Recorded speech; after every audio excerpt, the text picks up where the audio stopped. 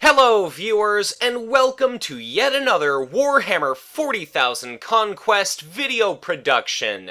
My name is Mitch, and I am the Hive Tyrant. Today I'm pleased to present you with the first and inaugural installment of a strictly occasional series in which myself and esteemed guests discuss and assess our card game meta as it currently stands in its present state. Seeing as how Conquest is a living card game built upon the very premise that we receive a slow, steady trickle of incoming expansion content over time, as months and years inevitably pass, our card game is certain to change and evolve tremendously with time. And in that sense, this State of the Meta series is meant to act as a time capsule of sorts, to be something I've assembled and buried, only to be opened up in the far future for reassessment and reflection upon, not only for the sake of nostalgia, but primarily to see just how dramatically our game may have transformed over time. Given that this game is designed to function within a rotation system where eventually older sets of cards happen to be replaced and ejected from the current tournament legal card pool entirely, changes are likely to be dramatic and significant indeed, and eventually this series should tell a fascinating chronology. So be sure to steal and prepare yourself for a very long haul indeed, because this video is not only going to be enormous, but provide a veritable monsoon of information. We'll cover an exceptionally thorough statistical breakdown and analysis of our current meta standings, an assessment of relative warlord tiers, a discussion of each current warlord's premise, their playstyle, their powers, and areas of weakness, and more. So, I thank you so much for joining me in not just assessing, but also in celebrating our pre-Planetfall cycle, pre-The Great Devourer meta, and I'm pleased to announce that today, this marks the monumental 50th video release for this channel. So, if in this video you do enjoy our assessment, be sure to like, ensure you're subscribed, and you're encouraged to share, because the more eyes and ears there are on this content, the more potential players we see drawn to not just this game, but by extension our community itself. So, with our introduction aside, let's get things started with our thorough assessment of the state of the meta. Well, thank you very much for joining me today, but before we ultimately build and bury this time capsule of ours, why don't you reintroduce yourself and let our good viewers at home know how you, personally, are involved in our Conquest community.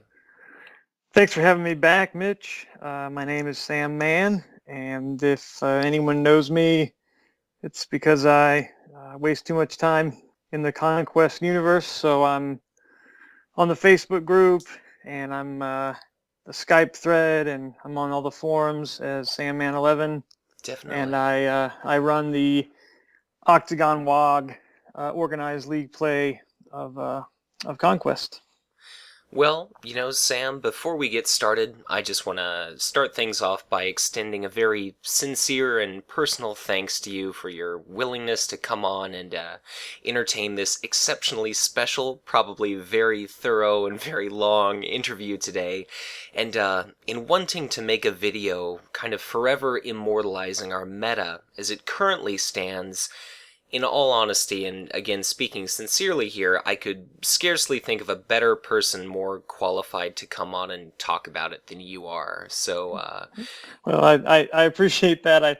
I don't know if I or the people that routinely whip my ass would agree with that, but thank you. I enjoy delving into Conquest and appreciate what you do and appreciate you having me back on. Yeah, well, I mean, thank you very much, but like you mentioned yourself, you've run our online competitive Octagon League for several seasons. You and I are both members of the Conquest LCG Skype group. It seems like every time I come home, there's, loads and loads of messages from you discussing strategy, asking people's opinions about cards, warlords, deck lists. It seems like you're always engaged with pretty much anybody who can tolerate you, talking about deck optimization, card strategy, tier rankings, all sorts of things like that. So, sincerely honored to have you back on the show. But seeing as how The Great Devourer was recently pre-released at Gen Con, and it seems like we've been saying this for months now, but it's just a matter of time before it hits retailers worldwide. And of course, after that, Planetfall is due not long thereafter. There's all sorts of exciting new expansion material coming down the pipeline.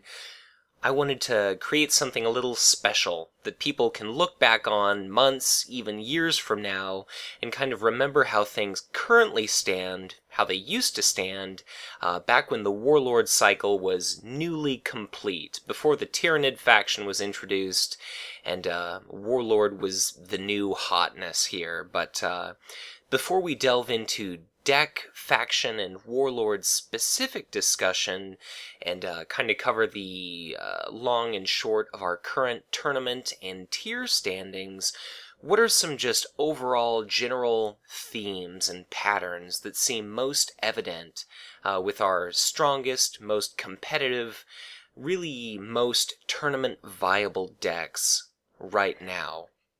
Well, I think, and before I start, I just want to thank, I in preparing for the interview here, I combed through a lot of resources that existed. So I want to thank, guys like Paul Steiner, who runs the database. I got a lot from that, and just guys who have threads on the forums. Definitely. Such as like Warfather, who's kind of been keeping track of these regional and national tournaments, and a lot of guys on the Facebook group and Skype thread that I've asked their opinion. And so, I'm not trying to plagiarize anyone, but I want to thank everybody who over the course of, weeks and months and has put all this data together that I kind of tried to assemble for the interview.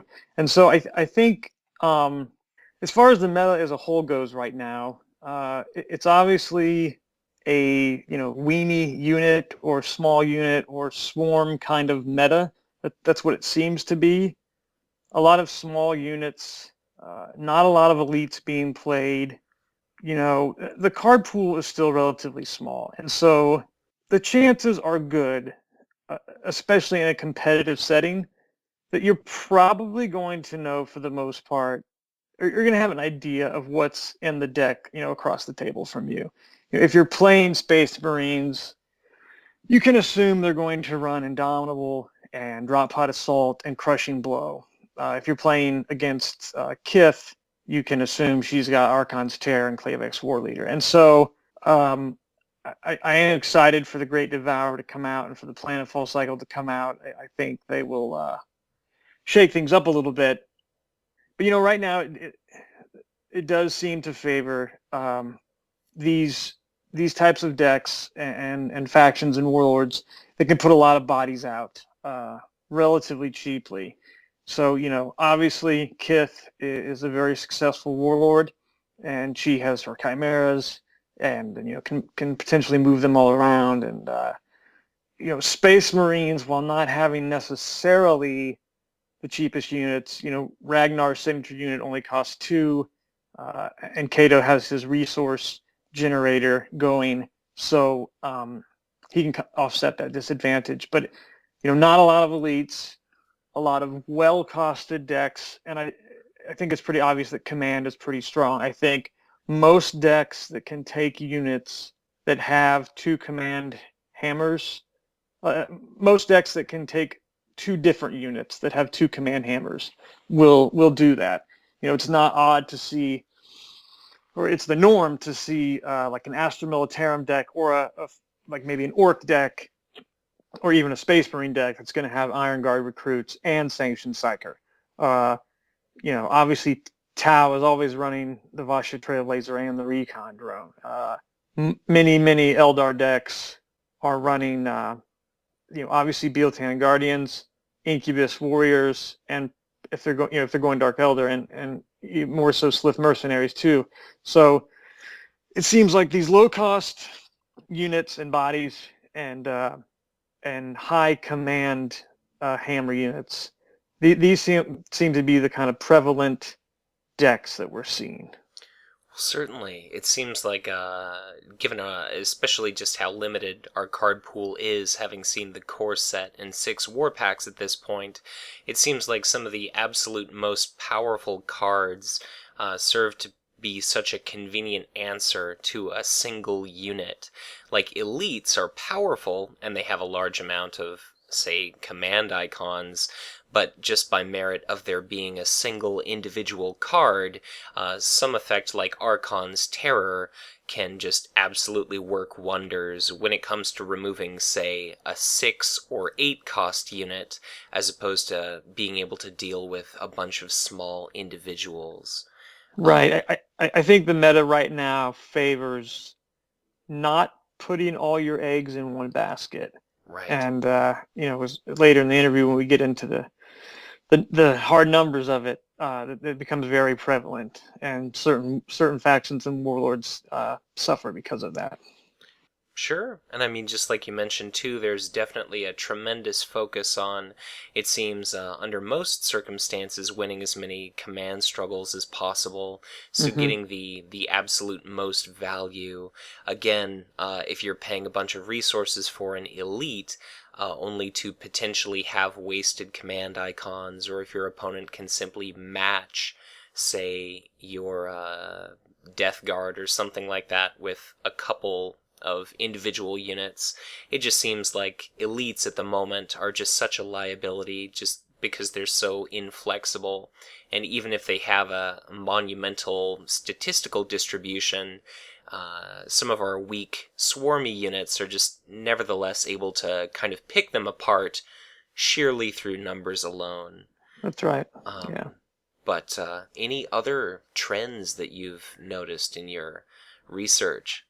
Well, I would say that we're one cycle in, and it is kind of funny that I would say Kith is probably the top warlord, and you can debate that with Ragnar or Eldorath or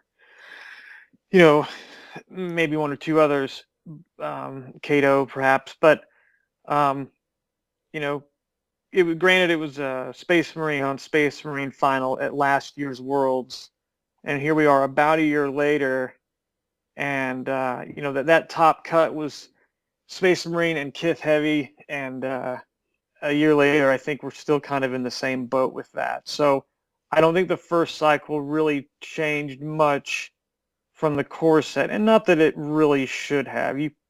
I'm sure the designers want to flush out the building block that they started, and so maybe we'll start to see that change going forward. But I think in the first less than a year or so of play, the game has remained relatively similar meta-wise to what it was 10 months ago. Sure. Well, I guess just kind of on the topic of overall balance and kind of faction analysis, given that this just card game as a whole has 7 different faction options as things currently stand. We've got 2 different warlords for each faction. What are some just overall data trends or standings that you've come across? Well, so like I say, I kind of combed through a lot of different resources here, and I put together a table with 4 different categories. And what I did was for each warlord, I ranked their, and this is as of August 20th when we're recording this, so this could change because I know that there's some more national tournaments coming soon. Definitely. In the next few weeks. But as we sit now, Kith has won 2 nationals, Eldorath has won 1, Onshi has won 1, and Cato has taken 1 victory. And then those are the only warlords that have. The second category was regional wins. Again, Kith sits atop that with 18. Eldorath is next with 12 regional wins. Ragnar and Cato both have 11. Onshi with 8, and Zarthu with 7. After that, Nazdreg has 2, and then everybody else has 1 or none. Right, it drops off considerably. Well, I should say everyone else has 1 with the exception of Straken and Yuriah, and they both have 0. But Shadow Sun did get 1, Kugath got 1, TC Hammer and Baharroth and Old Zoggy all have 1. The next category that I did was tournament win percentage, and Ragnar was tops here at 60%. Next up was Eldorath at 58%. Kith and Zogwart, which I found this surprising, that Zogwart tournament win percentage tied with Kith for third place at 55%. Onshi was next at 54%, so just right below them. And right below that was TC Hammer at 43%. Coming in at 8th place, surprisingly, for tournament win percentage was Kato at 48. And then from there, there's and right above Kato was Zarthu at 49. And that data is taken from regionals plus nationals? It's taken from all tournaments, any type of competitive play. So that would include store championships or like summer or spring tournaments. I think the Octagon WOG League data is in there. Sure. It's like what I would call organized, tournaments or organized play. And just to provide a little bit of context, I assume all of this information is coming from Paul Steiner's games results statistical database. Yeah. This data I did pull right from Paul's database. Sure. And so any of your viewers can or anybody can go and look at this. Most definitely, and I'll be sure to include I just kind of please include a link to Paul's database. If you guys are viewing this, please go to Paul's database. It's 40kconquest.blogspot.com, and you can look at all this, and more importantly, you can report your game results. The database is only as strong as the games reported, and I know he's over 2,000 games in the system, but that's still probably only a fraction of the games that have been played. Oh, most definitely. And I was just going to mention, even though this is all somewhat subjective in that it's personal reports, just given the almost mind-boggling amount of games that have started to be reported as sample size increases, a lot of statistical errors and things like that kind of get accounted for simply through the sheer number of entries. That's right. Yeah, the more games reported, the clearer the picture becomes, and those outliers kind of get canceled out. And the fourth criteria that I plugged in here was the database's adjusted win percentage. And what that adjusted win percentage is, and the reason I use that versus regular win percentage is Paul removes certain results from key players. I think he takes his own results out, and I know he takes like Davis's results out. For those that don't know Davis, you've had him on, and he got second at Worlds. He's a very good, very great player. So these guys that are, the greater players tend to play more games, and so, for instance, you don't want Davis's like Ragnar win percentage in there if you're trying to get a clear picture of Ragnar in general, because Lord knows how many games he's played with Ragnar, and that's just an example. Definitely. But you take out some of these key players who've logged a lot of games, who are probably for the most part very, very good and much better than your average player, and that's what you get with the adjusted win percentage. So I think it creates a clear picture for your average Joe Conquest player, and so that's the win percentage I used, was the adjusted one. And with that, no surprise that Kith was at number 1, Eldorath was at 2, Ragnar was at 3, tied for 4th was again a bit of a surprise to me, was Old Zogwart and Zarthu at 51%. And then Onshi came in at number 6 at 50% win rate. And those were the only Warlords at 50% or above. I was a little shocked that Baharroth and Nazdreg are both at 49, whereas Kato's at 47. So Kato actually ranked tied for 9th with TC Hammer.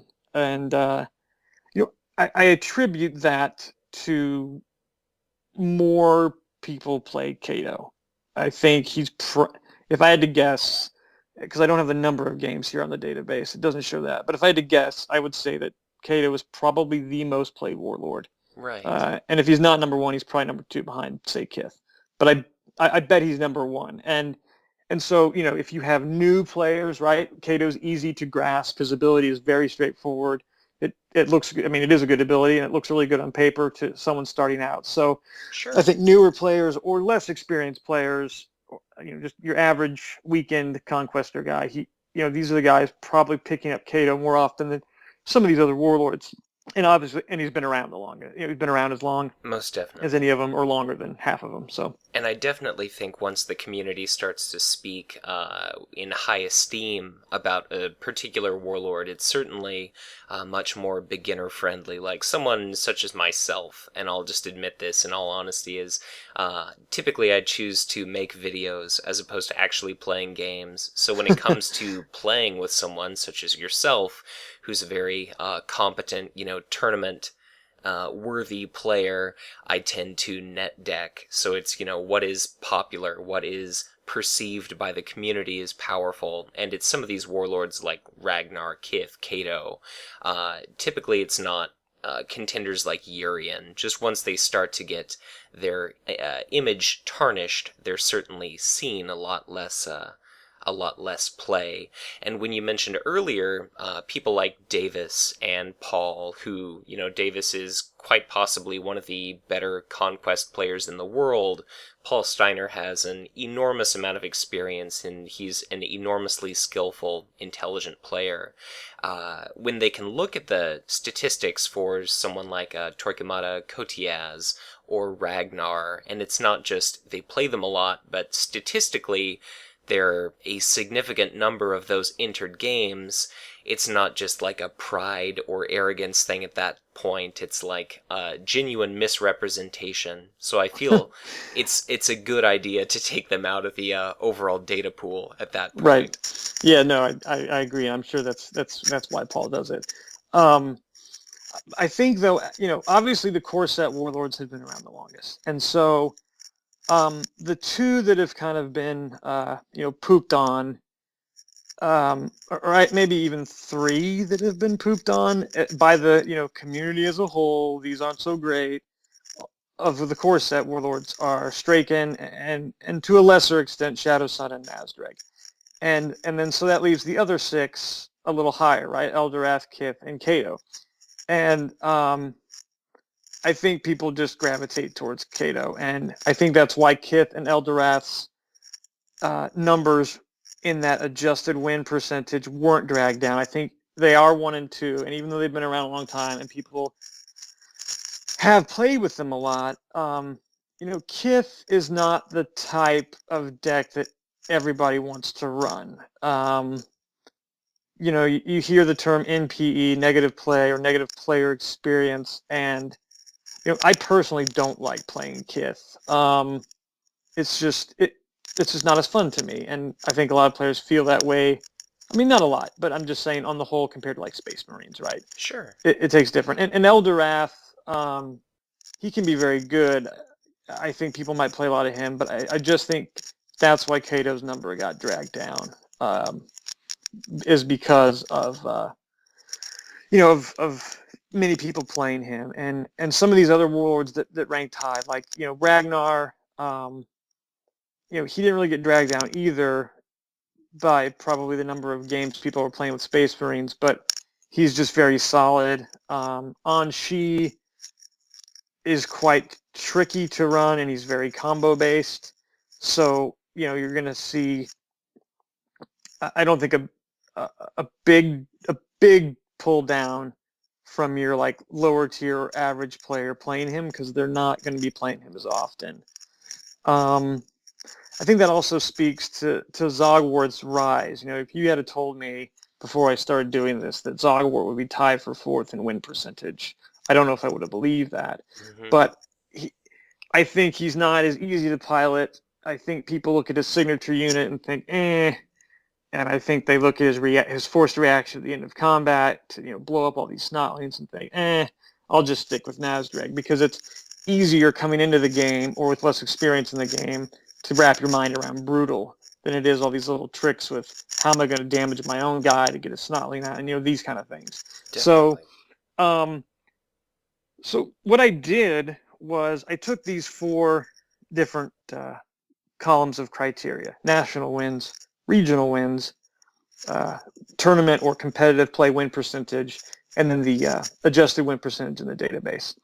And I gave each warlord a ranking. I ranked them 1 through 14, or in the case of like national wins, 1 tied for second, and then everyone else was tied for third. And I averaged these scores out, and the lower score, the lower score won. And so I kind of have here a rating of how we can group these warlords into tiers. You often hear, a top tier or tier 1 warlord, and who's tier 2 and who's at the bottom tier, and maybe you even hear, well, he's 1.5 or he's tier 1B, something like that, for these warlords that might kind of fall out in the middle. And so I'll just run through them here. I think it's pretty obvious when I did the math.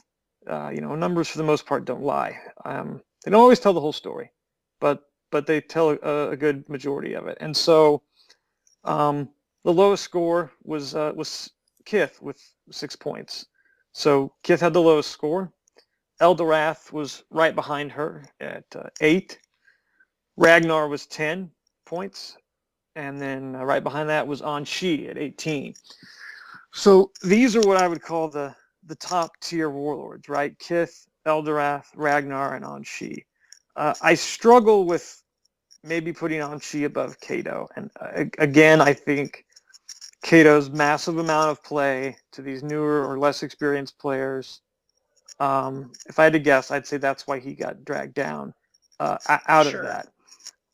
It makes me think of the concept of regression to the mean. Exactly. In a sense. Exactly. That's a great way to put it. But by these numbers, those are your top tier warlords.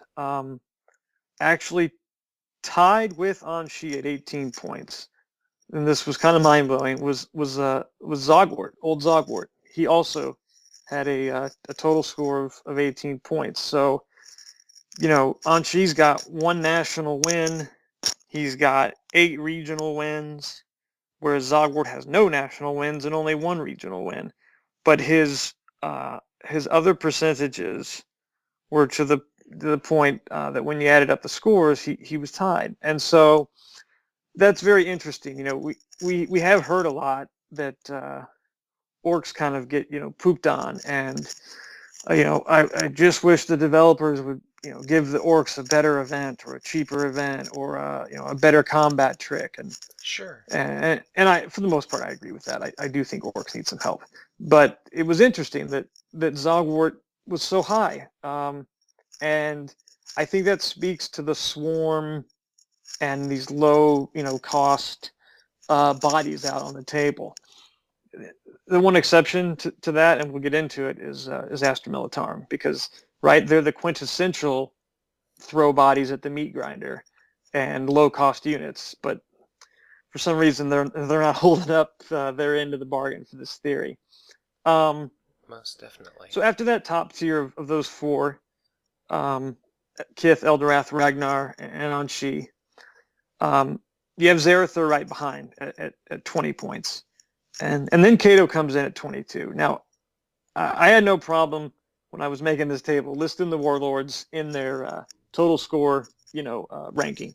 But I could not bring myself to put both Zogwart and Zarthu above Cato.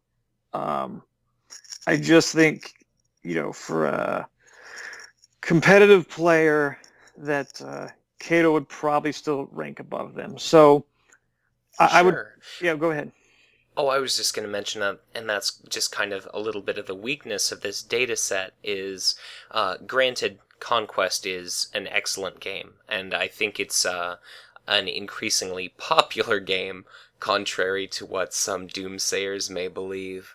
But we certainly don't have the wealth of statistical knowledge like the Magic the Gathering pro scene might have, where they have tournaments all the time, where you just have this enormous wealth of results from, like, let's say your kitchen table gamer, how their Warlord tier rankings tend to pan out versus what is the, ultimate tier level of player, like the Davis Kingsleys of the world.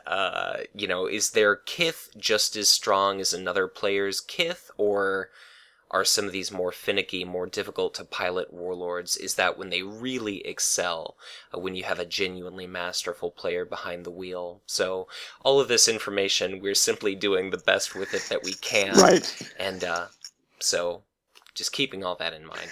And I asked some of the guys, like on the Skype thread, what would you say are your tiers, and that's been talked about a lot on there. And for the most part, this reflects that, right? Kith, Eldorath, Ragnar, being at the top. Sure. Perhaps Kato a little below that, and Onshi, and then even Zarthu. A lot of people said Onshi and Zarthu are tier 1.5. Again, I was surprised with Zogwart, but those are your top 7: Kith, Eldorath, Ragnar, Onshi, Zogwart, Zarthu, and Kato. And I would probably put Kato above Zogwart and Zarthu. And then kind of rounding out the bottom half, next would be Torquemada, then Baharroth. Right below that is Nazdreg. Below that is Kugath, which I found a little odd. I thought he might, be a little higher. I thought he might be, for instance, a little better than, say, Baharroth or something.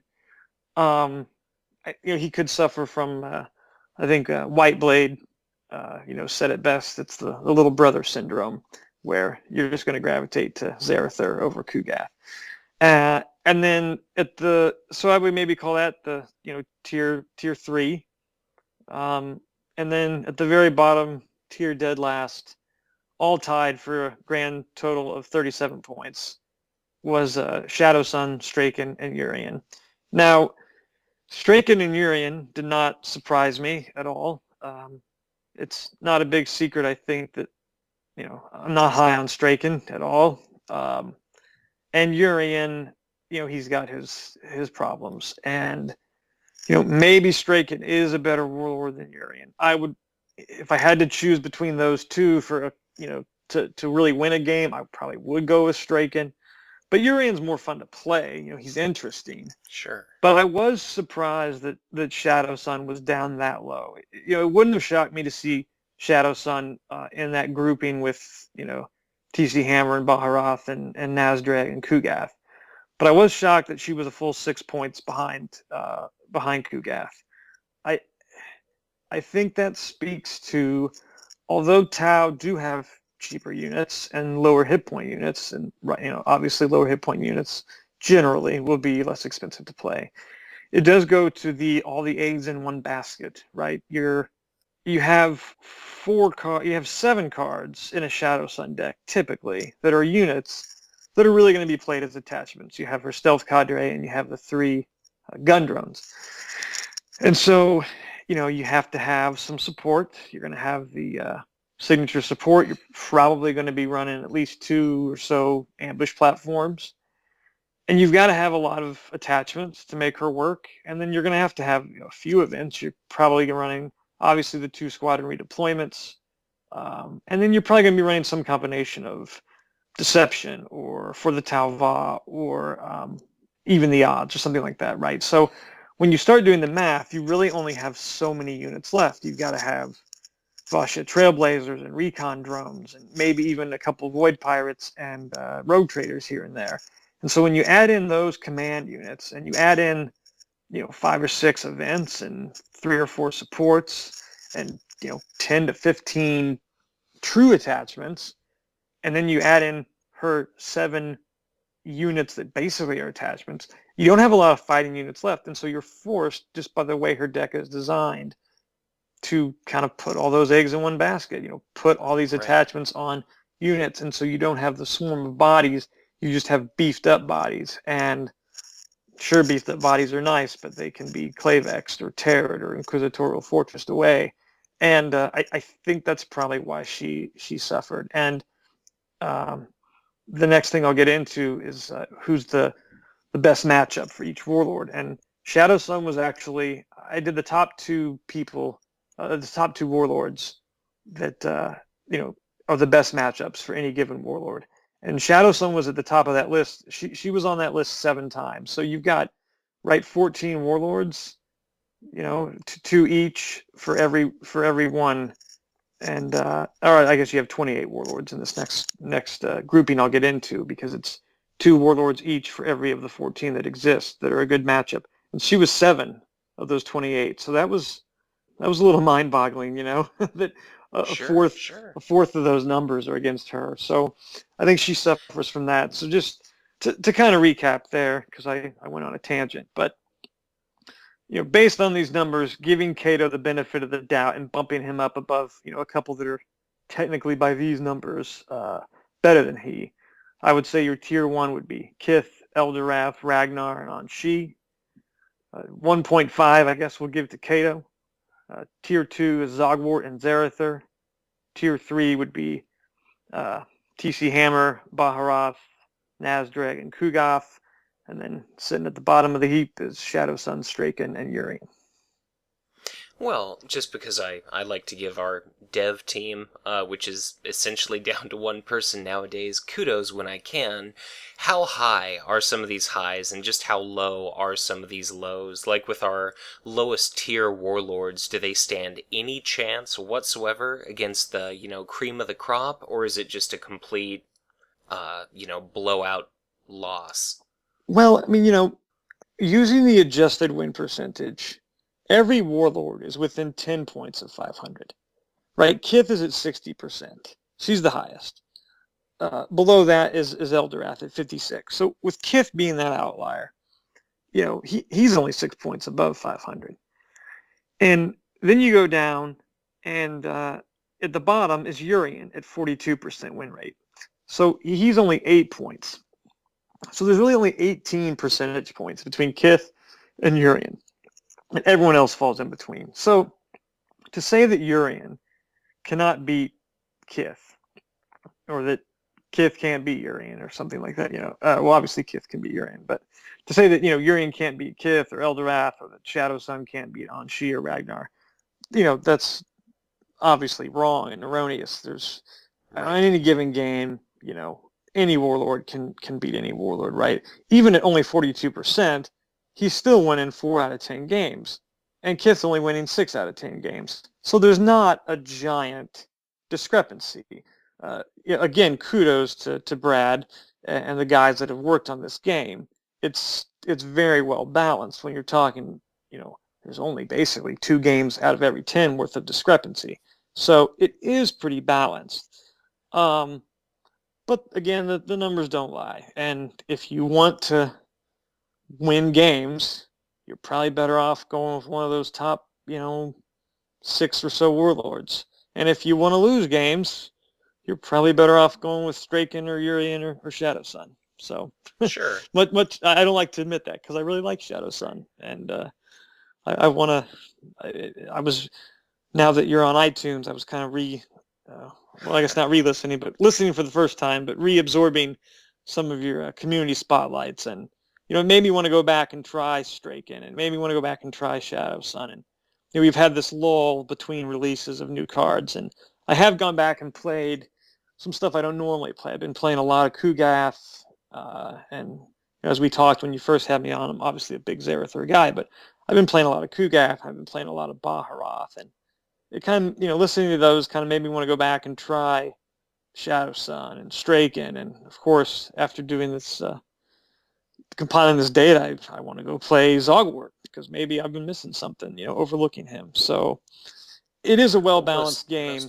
and there's not a lot of discrepancy. But if you gotta, the object of this conversation is to kind of group these in tiers. So those are the 4 tiers I came up with. Sure. I mean, just like you mentioned right there, the entire purpose of this is not only to get a better understanding of things as it currently is, but just to, in the future, at some point look back and see how things have progressed or changed for either the better or the worse, how the meta has evolved over time. Just because our card pool is always going to be changing, eventually the rotation system is going to kick in, and we'll see, some of these warlords no longer around anymore, and they'll be replaced entirely. So I think presuming I stick around and maintain this channel for potentially years to come, which is the plan. We'll have to see how it pans out. This could be a very fascinating little time capsule, as I described it earlier. And kind of like you mentioned, whether you feel inspired to try some of our less victory win percentage warlords or not, even just from a purely educational standpoint, it could be absolutely fantastic in viewing some component of the game from a somewhat different perspective than you're used to.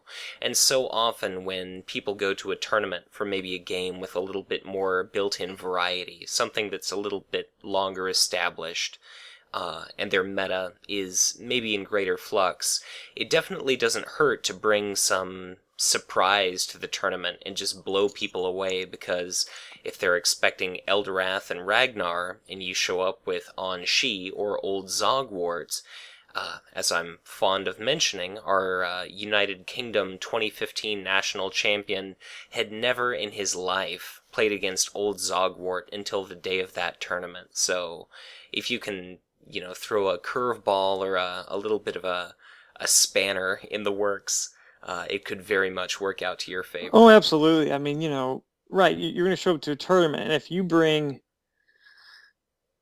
Shadow Sun with For the Talva and even the odds and tense negotiations or some crazy thing, right? You better practice with that deck, and you better get it down. Right. But Right. people won't be expecting that, and they might not have answers or counters. They might have them very well, but they're not going to be aware of how to play them or when to play them necessarily if you do bring something that's a little out of the mold. So there is... And just like you yourself have been seeing a reasonable amount of online success with that 13-unit Kugath deck, which is definitely a little bit of a change of pace for what most players are used to going up against. Right, yes, the dirty baker's dozen, I like to call it.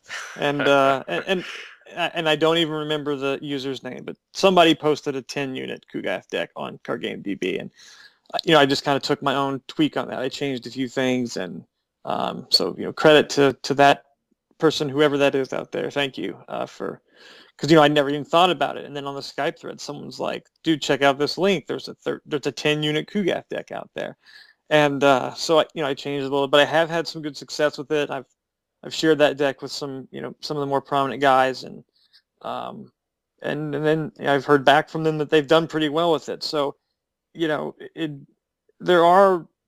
a great thing about card games in general, but specifically with here to talk about Conquest, there's always some great untapped cards, right? That you don't really think about, and then if you can just comb through that CardGameDB site and try to open your mind on how to deck build differently, you really can surprise some people, and you can turn some of these warlords that are maligned or not so highly thought of, and really do some cool work with them. So there's always that room to grow. Well, most definitely. And to kind of to springboard from the these tiered rankings, what I did next was I added the scores of both warlords for each faction for a total faction ranking. Now, it's no surprise that Space Marines was number 1, Eldar was number 2, and Dark Eldar was number 3. And I think that speaks to Space Marine being number 1 is because of all these guys we mentioned in this tier ranking. Ragnar and Cato are closest, for any one faction's warlords. They're the closest to one another. And so that's why they've got such a good overall score. Eldar maybe they're dragged, even though Eldorath is above both Ragnar and Cato, they're obviously dragged down a little bit by Baharroth. Sure. Dark Eldar. There was only 4 points separating Space Marine and Eldar, and then at 7 points behind that was Dark Eldar, and it's a no-brainer. Kith was dragged down by her torturous counterpart Urian, and then next we have Orc. So actually, Orc is right in the middle. We may poo-poo them as a faction, and it was close. They're only 2 points difference than Chaos, which is right behind them. So of all these point differentials, that's the smallest gap, was 2 points with Orc and Chaos.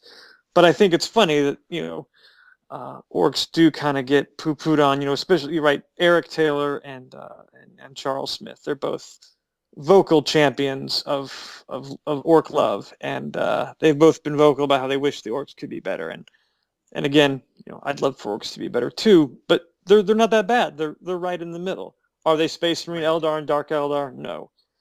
But overall, by the numbers, they're miles better than Tau and Astra Militarum, and they're a little bit better than Chaos. So like I said, Chaos was right behind Orc in the 5th spot. Tau was at 6th, and although Onshi, is a tier 1 warlord and can be very good, Shadow Sun's poor showing dragged him down, and also I think maybe he's the most combo-y, reliant warlord in the game. Right. You can make the argument that it could be Codiez, but I would probably say it's Onshi. And so when the cards come out right, Onshi is firing on all cylinders. And, I was playing a game against my buddy Sizer yesterday, and, I knew what he had coming. I just couldn't do anything about it. I knew he had a mitt full of cards. He had a couple of orbital cities in play, and I knew what he was going to do, but because he had the cards in his hand, those combo pieces were just more likely to come together, and they did. And then at the very bottom, a big fat 8 points behind Tau was Astra Militarum. And, with Straken being at the bottom of the heap, and with TC Hammer being in that kind of tier 3, their combined score wasn't great. And I am surprised that Torquemada's that low. He's really fun to play. It's a little tough to go, command sniping with him, obviously, on his own. Right. But I am surprised just how little overall play, it seems like he sees. I don't know if that's because people have just dismissed Astra Militarum out of hand as crummy because of Straken, and that TC takes some finesse to run. But he can be. He's one of the best assassins in the game, and I was a little shocked they were that much in 7th place. I mean, I guess it wouldn't shock me that they were in 7th because Onshi's so good, and even though Urian's poor, and Kith is obviously the best or one of the best. So I was a little shocked, but not really. Sure. Well, I think a lot of it, too, speaks to the margin for error and the opportunity for things to go wrong. Like you mentioned with Onshi, certainly there's the fantastic potential there to absolutely annihilate an enemy, but it requires so many different working pieces to come together, and a very clear understanding of what to use when. Mm-hmm. There's just a lot of opportunity for things to go wrong. Correct. And then Onshi and Torquemada kind of suffer from the same less than intuitive, established, say, command sniping style that so many other warlords have. Like, they either require other units there, or Onshi does his retreat to the headquarters thing. So it's just enough of a spin on our norm that it probably holds back a few players. I could very much imagine, like, an NPE, that negative player experience you were talking about, kind of gently pushing players away so that they maybe have a few bad attempts and then essentially abandon them. Yeah, exactly. And, if you're playing against a really skilled player, Torquemada and Onshi are reliant on their combos and their tricks. And so a skilled player is going to know them, and he's going to be able to play around them, and he's going to be able to know that if I choke these dudes on cards, they're not going to be able to run their combos. And so if you have less experienced players or average players going up against these good players, or even going up against one another, and they're both not quite sure, when do I play it or what the hell is going on, it does create that NPE, and they're not going to go back to him as much. So I think even though they're both reliant on all these pieces working together, I think it's easy to look at Onshi, and even though he's tricky and perhaps even more combo reliant than Torquemada, it's easy to say, Umberbane, yeah, I want that. I'm going to play this deck. Whereas you look at Torquemada and you're like, I have to kill my own guy, otherwise I hit for 0. That sounds tricky, and it is tricky. And so they may not gravitate towards the back door. So I think Onshi gets a little boost out of those, between the two, a little boost for just being like, Armorbane? Yeah, I'll take that. Right. And to kind of, we talked about these two and their combos, and I mentioned how Torquemada was one of the better assassins in the game. I pulled from Paul's database the assassination rate for each warlord and ranked them. And Onshi was number one. He wins 36% of his games by assassination. So if you're looking to win by killing the warlord, go with Onshi. And right behind him at 32% was Torquemada. So Onshi and TC Hammer, it speaks to how they're combo reliant, because they're winning more games than anyone else by a fair margin through assassination, but all those pieces have to come together. And other warlords aren't relying on those combos, so they're going to win in the more conventional means. Sure. A little bit of a surprise was that number 3 on the assassination rate list was Straken at 24%. So you're sure this wasn't him being assassinated? No, this is him winning his games by assassination. Although I'm sure he gets his ass assassinated a lot. In fact, I was playing a game against Prince on Octagon, and for the fun of it, we played Straken versus Yuriah, and I did get killed by assassination on the 4th planet. So it was a game of the have-nots. But he is number 3 at winning almost a quarter of his games through assassination. I suppose that speaks to his hitting power, right? That he buffs his warriors and soldiers. And this is a proportion of victories, so it's not like 36% of matches that Onshi plays. That's correct. It's 36% of Onshi's wins, and 32% of TT Hammers, and 24% of Straken's. Ragnar is going to right below that at number 4, winning 22% of his games through assassination. After those 4, there's a pretty big drop-off. And with Ragnar there at 4, I think that speaks to his ability. I know when you had Scott on to do the community spotlight on Ragnar, he said he often uses his ability to ping off a unit, right? It's a great way to get rid of a librarian or a Zarthu or Flamer or something like that. Right. And I agree, by and large, I agree with Scott's opinion on that. To start going warlord hunting right out of the gate, not that it's a bad strategy, but it's an aggressive strategy, and it might, you might not be taking units off the board that you otherwise could. But when you throw in his signature attachment and his signature support, although those necessarily aren't great early game cards, they're really good finishers. They're really good mid to late game cards. And so I think that does speak to his assassination win rate. Even if you haven't been pinging that warlord all along, obviously first couple turns, you might not be going to that planet with that warlord anyway, and even if you are, you might be pinging off, those troublesome 2 hit point units. But at some point in the game, it's going to come down to the bloodbath, and maybe by that point, Ragnar's got his one-ups out, and that's bad news for the opposing warlord. Definitely, and I think just kind of adapting as a game progresses, where maybe under normal circumstances you'd pick off some vulnerable unit, but if the cards just happen to hit the table the right way, or a circumstance seems favorable, just I'm sure with experience and just practice, it'll start to become more and more apparent when you should really push that more aggressive playstyle. Yeah, exactly. And so next on the list is actually Nazdreg. He's the number 5 spot. He wins 14% of his games through assassination. So you can see there is a big drop-off, right? those top four were 36, 32, 24, and 22% of their wins. And then you drop 8 points for Nazdreg at 18. Now, most of the other Warlords are going to be hovering right around this. Nazdreg at 14, and anyway, he's probably in that 5 spot because of the Brutal. Zogwart was 12, and he was tied with Zarthu at 12%. That doesn't surprise me with Zarthu.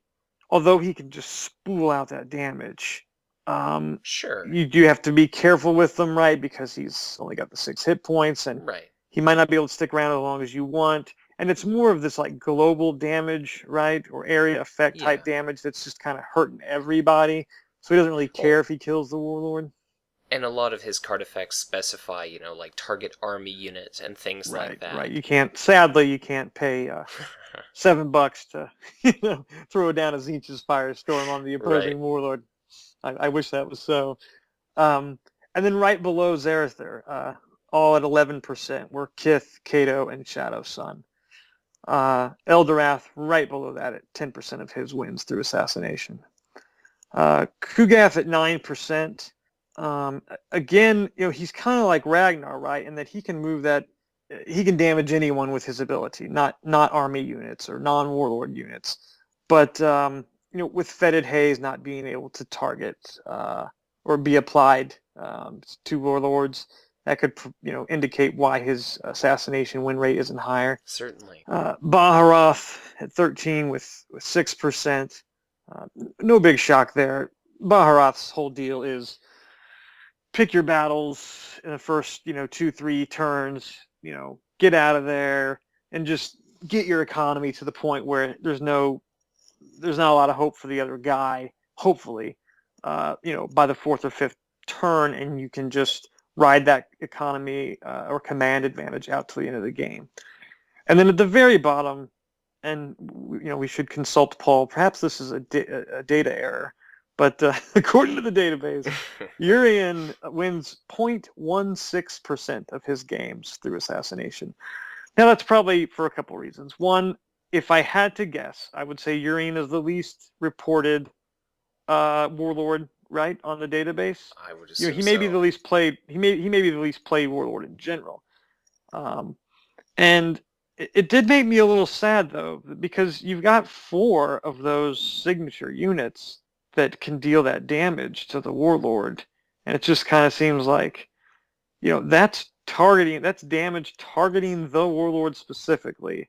And even still, that poor guy can not even eke out 0.2% of his wins through Assassination. So he's very, very traditional. When he wins, which is only 42% of the time, it's obviously almost always through traditional means. Sure. I would wonder just what the figures are for, say, bloodying a warlord, just because even though Yurian only has 2 copies of his signature army unit, I've certainly heard the gentleman from the Command Struggle podcast and several other reasonably prominent members of our community speak very highly about just how repeatedly readying a 3-attack unit can potentially, just smash whatever target you throw it against. Oh, of course, and not only that, but if you're running Baleful Mandrakes and or Altansar Rangers, and you've got a Hypex Injector on them, you can just swing 5-6 times in a. One of the few Yurian wins I have that was more memorable was that I was going up against Kato, and he had like a Blood Angel veteran, an Honored Librarian, a Land Raider, an Iron Guard recruit, and Kato, all of the planet. And all I had was Yurian, an Altansar Ranger with the Hypex on him, I think one other unit, maybe a Bloody Reaver. And it did pan out like how you would want a Yurian game to go, where I let him have the first few planets. It wasn't looking good, but by this time, my mitt full of cards was so big that I could just play all these events. I'm pinging all these guys, and I played a Clavex to take out that Land Raider. I played another Clavex to take out whoever else, and it all came together, and it was very nice. But even with all that, I'm not going after the Warlord. I let Kato there just sit there with, no damage on him. And so by the time I got done doing all that stuff and the range skirmish was over, it was time to fight, and Kato was fully healthy, but he was also the only one left at the planet. So, Sure. I guess Urian, just not the big assassin. Well, and just like you mentioned, our meta kind of favors large in number armies. That isn't necessarily one of Urian's greatest strengths, so probably the more you can do to actively deplete your opponent's army, the much better you are ultimately going to do. Just because if you can make it too much of a liability for your opponent to keep their warlord hanging around, in the end, maybe you'll be able to eke out that victory, but it definitely doesn't seem like he wins through overwhelming force by any means. It's just kind of that very slow attrition game. And like you mentioned, in all likelihood, you're kind of starting off on the back foot just because you give up one or two planets and then you struggle to come back and ultimately pull a victory. Maybe ever so slightly out of your ass, it feels like. Yes, it often feels that way with Urian. It often does. So, one of the other things I did here was looking at that database was the best and worst matchups for each warlord. Right. So we can just kind of go through these. With Kith, her two best matchups are Urian and Nazdreg. And I know I said earlier that, despite all these numbers and despite these tiered rankings, who's to say Urian can't beat Kith? Well, at least in the database, and this speaks to why we need more people reporting in the database, Kith has won 100% of her games against poor Urian. So please, someone out there, prove right my earlier statement and report a Urian victory over Kith. Sure. I suppose you don't happen to have any idea as to how many games that might be taking into consideration, do you? I don't have that. I don't have that number. Perhaps Sure. we could get it from Paul, and maybe you can put that down in the show notes later, perhaps, or something. But Sure. And just it's like not we it's not mentioned, looking good for yeah. him. But all of this information is going to be readily available in the show notes. I don't know if I have it in me to edit together everything, but certainly all the information is going to be there if you want to seek it out. Yeah. You can find it on the database, and we can put this little spreadsheet that I've made. We can put this in the video here, so people can see it at the end or something. For sure. But if you're Kith and you're sitting across the table from Urian or Nazdreg, you should hopefully feel pretty good. Her worst matchups were Ragnar and then kind of surprisingly Shadow Sun. But then again, if you've got gun drones out, that doesn't surprise me that AoE of 2 is going to hurt Kith one bit. Next, we've got Eldorath. His best matchups, again, it's against his little brother counterpart. He's winning 91% of his games against Baharroth, and 75% of his games against Nazdreg he's winning. I think that speaks to two things. One, although I like Baharroth, and Baharroth has the potential to have more command hammers than any other warlord in the game, he does suffer in combat to Eldorath, and so no surprise there. And his win rate against Nazdreg speaks to the again, kind of all your eggs in one basket. Although orcs can field the bodies, that's more of Zogwart's game, not Nazdreg's. And so, that Goth Knob or Flash Gits with a cyborg body on it, or even if it's like a 2-cost Snakebite Thug or a beefed up Enraged Orc, when Eldorath exhausts that thing, the Starbane's Council can smack it for 5 and it probably won't survive. His worst matchups were also against Ragnar, as was Kith's, and then Kith was obviously his other worst matchup, and that's not a surprise. There's been, if you're reading over Card Game DB, it's no surprise that Kith is a bad matchup for Eldorath because he just has trouble dealing with those bodies. So we have Ragnar up next, and his best matchups are against two of the bottom feeders here, Straken and Shadow Sun. Not a big surprise because those warlords are generally running low hit point units, and every time Ragnar shows up, he can ping them for 2, and throw down a couple, one or two, or maybe even three crushing blows and end the threat. His worst matchups were Zogwart and Torquemada. Again, I think Torquemada just with maybe having that preemptive barrage, ranged thing going with his signature units and readying back up and all that can cause some damage. Onshi's best matchups, you're feeling good if you're sitting across from Yuriah or Shadow Sun. He's got a 58 and 57% win rate respectively. And Onshi's worst matchups are Kith and Baharroth. And I think with Kith, again, it's the bodies. It's a little interesting that one of Kith's two worst matchups was against Shadow Sun, right? Because you're thinking AOE gun drones, that makes sense that Kith can't run with that. So then you ask yourself, well, why isn't why is Kith a bad matchup for Onshi then? Because he's got the AOE with Armor Bane. But I think that could be because of how he and his ethereal units run away. And yes, you can bring them back with Orbital City or Kuyon Strike, but if you don't have those cards, like we've talked about, if you don't have the combo pieces in play, sometimes one little Chimera sitting there at the end of the bloody battle can win you the planet. And his worst matchup, other one being against Baharroth, that's a little interesting. It could be because of the giant command that Baharroth has. I don't think he necessarily, trumps Onshi more so than some of these other warlords, but nonetheless, there he is in the worst matchup column.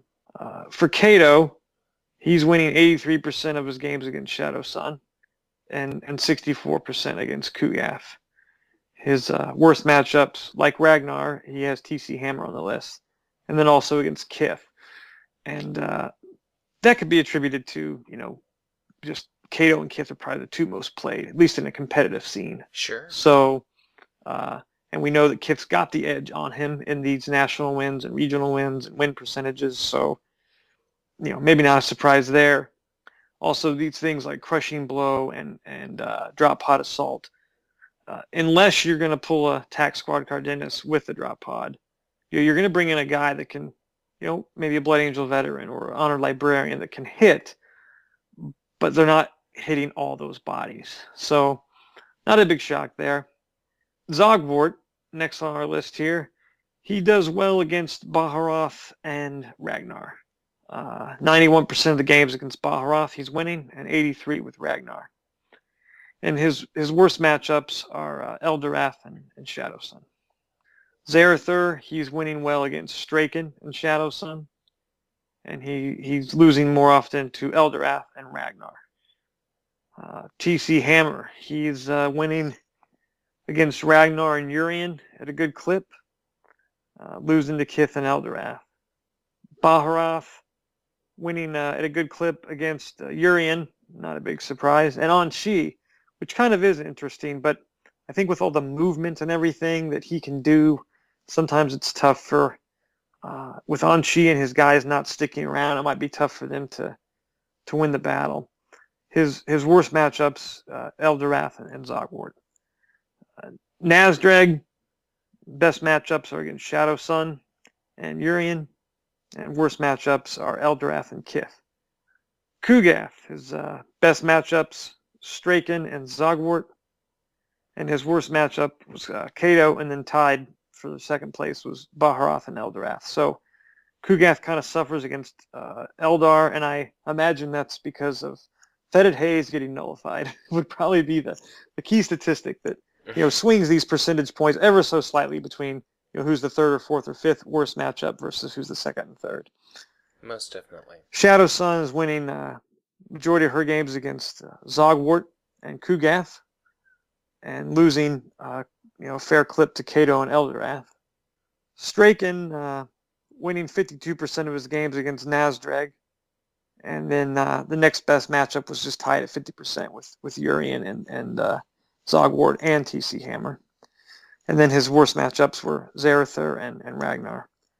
And then if you're playing Yuriah, you're going to hope to see Shadow Sun or Kato, because Urian's winning 69% of his games against Shadow Sun and 63% against Kato. His worst matchups, obviously, is Kith. I mentioned she beaten him 100% of the time, and Torquemada. So that's just kind of a quick snapshot of who you're hoping to see or not see on the other side of the table if you're running any of those warlords. Sure. Well, again, I mean, thank you very much for going to all the effort of not just compiling some of this data yourself, but really going above and beyond and enlisting the aid of a tremendous number of different community members. And of course, none of this, really nothing in my life would be possible without Paul Steiner. So he's truly a boon to this community, just like yourself. So a huge thanks to him and a huge thanks to you. And of course, everyone involved. But before we get into our kind of Warlord-specific content, just because some of these are going to vanish into the warp in time, or they'll just be modified tremendously once some of our, say, core set Warlords have an entirely different card pool, creating their deck. Any final thoughts about just this overall data as a whole that you'd like to toss out there? Well, I think I'd like to reiterate your point. Thank you to the community as a whole that just does so much for this game. I'm looking here on the card game DB forums, and I've said before I used to be a Warhammer Invasion player, and that game was out for, oh boy, I don't know, 6 years, I think, perhaps, something like that. And here we are, less than a year. Let's give it a year or so into Conquest, Sure. and there's 976 topics on the card game DB forum with 23,000 replies. And you go down to poor old Warhammer Invasion, and there's a few more topics. There's about 1,100, but only 500 replies. So that just speaks to the fact that what a great community we have. All these guys that, I'm not as active on the forums as some of these guys. I just, hats off to them. They write up these multiple paragraph research papers on some of this stuff, and obviously Paul done so much work with the database, and all the guys that put their time in. Thank you for that. Appreciate it.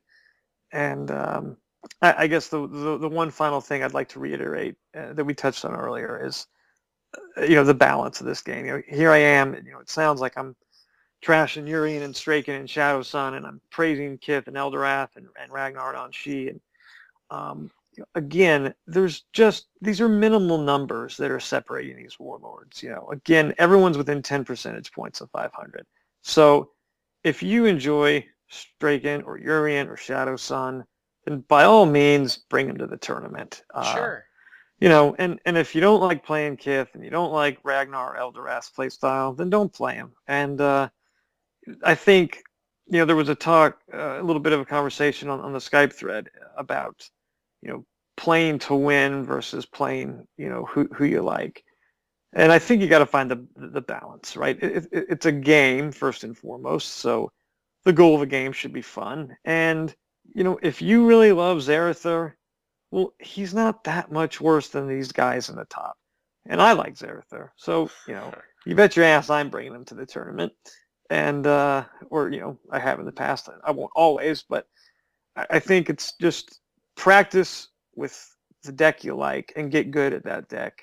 And if you're picking one of these warlords at the bottom of the heap, like say Urian, you're really not that far behind the 8-ball, and hopefully you'll sit across the table from Shadow Sun or Kato. Most definitely. Increase your chance of getting a win. And I think it's of the utmost importance that players remember that, for example, for Zarthu, there are always going to be people out there like Tyler Thompson, which just really drag that warlord through the mud and don't quite give him a fair shake. So that's right. Yeah, they intentionally misplay cards just to drag his win percentage down. Exactly. But I suppose at this point, Sam, why don't we just do kind of a quick breakdown, warlord by warlord, in this exceptionally long, exceptionally thorough video. possibly one of my most monumental productions to date, and most definitely the most you've done for this channel so far. And it seems like you've done so much already, so I thank you once again. But let's go ahead and take a look at each of our warlords, probably starting from the cream of the crop, working our way on down, kind of what the current premise is, what some of their strengths are, their power cards, and then for some of our, less tournament respected warlords, what are some of those just general factors that hold them back? We've already certainly mentioned a lot, but let's just do a kind of brief summary, as it were. Yeah, I mean, we've gone through the numbers and the data, but now kind of let's get into the cards and the reasoning behind these numbers, so to speak. Sure. And this is going to be more opinion based, Right. Obviously for your viewers. I'm just one guy, and I've played a few hundred games, but that's nothing compared to the thousands and thousands and thousands that have been played. And I play on Octagon quite a bit, but my local meta is very small, and so I've only got my experience to go off here. But we'll start with Kith, and obviously Kith's big thing is the swarm and the choke, the choking of cards. I think she's better at choking than anyone, even Urian. I wish Urian was better at choking, but I don't think you have to win command to choke, and Urian just can't quite do that as well as Kith, because he's going to be in the position where he has less hammers out of the gate than anybody else. His signature squad has 0 hammers. They're already at a 4 command disadvantage, perhaps an 8 command disadvantage to every other warlord. So I think Kith chokes best, and the cards for her are key. I think Archon's Palace, although it's unique, it's not uncommon for someone to run 3 of them. I think that's a little much because you don't want the dead cards in your hand. Sure. But I would always run 2.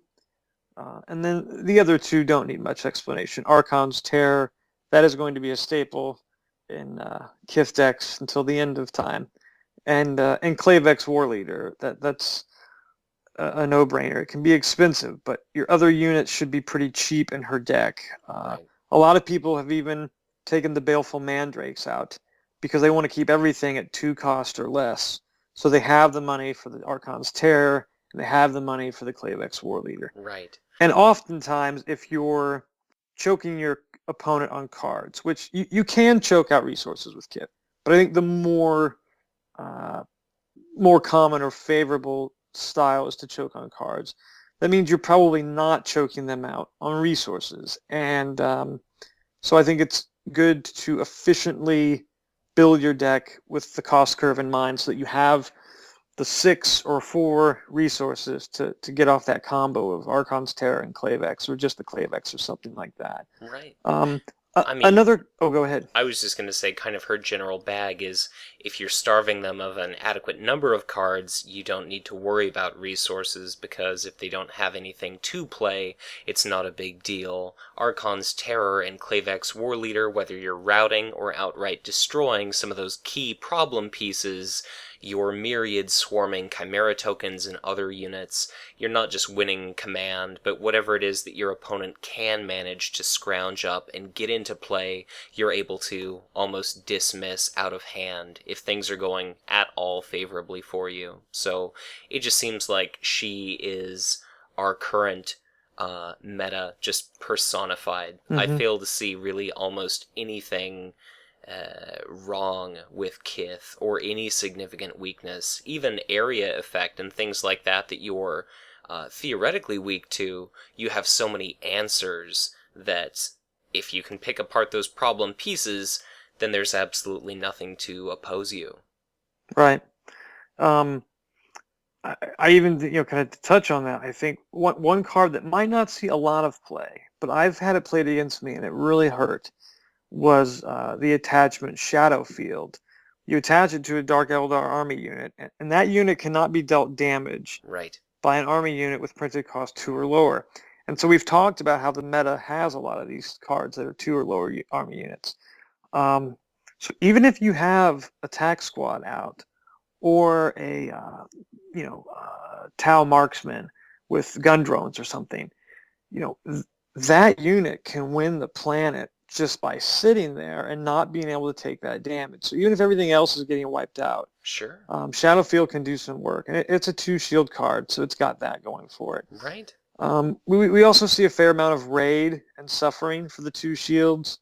I would say Raid gets played more often, maybe, than Suffering for its intended use. Another card I really like is the Twisted Lab. I actually, in my Kith deck, like I say, I don't play a ton, but I have the 5 supports. I have her Chimera Den, obviously. I have the 2 Archon's Palaces, and then I throw in 2 Twisted Labs because it's really nice to blank the text box of a ranged unit or an AoE unit. Once I was even playing against Shadow Sun, and I Twisted Labbed the marksman so that he could not have range with his gun drones. Sure. And the guy exhausted the communications relay to negate me doing that. And I was hoping he did that because then I played Archon's Terror, and now he had already exhausted his communications relay. So those I think are some key cards for her. We also see a lot of the Slith mercenaries, Incubus warriors, things like that. Maybe even if you're going with Eldar, you might see a copy of perhaps Nullify or Doom. Even once in a while, you see the Bealtan Warp Spiders. Although they don't hit for hard, they do have the 3 hit points. They only cost 2, so they can stick around a little longer than some of these low health units. And they have that added ability of when they declare their attack, you get to see the top 2 cards and discard one of them, and that can just kind of add to her. I wouldn't call that a traditional choke method, but it can add to her card denial effect. Right.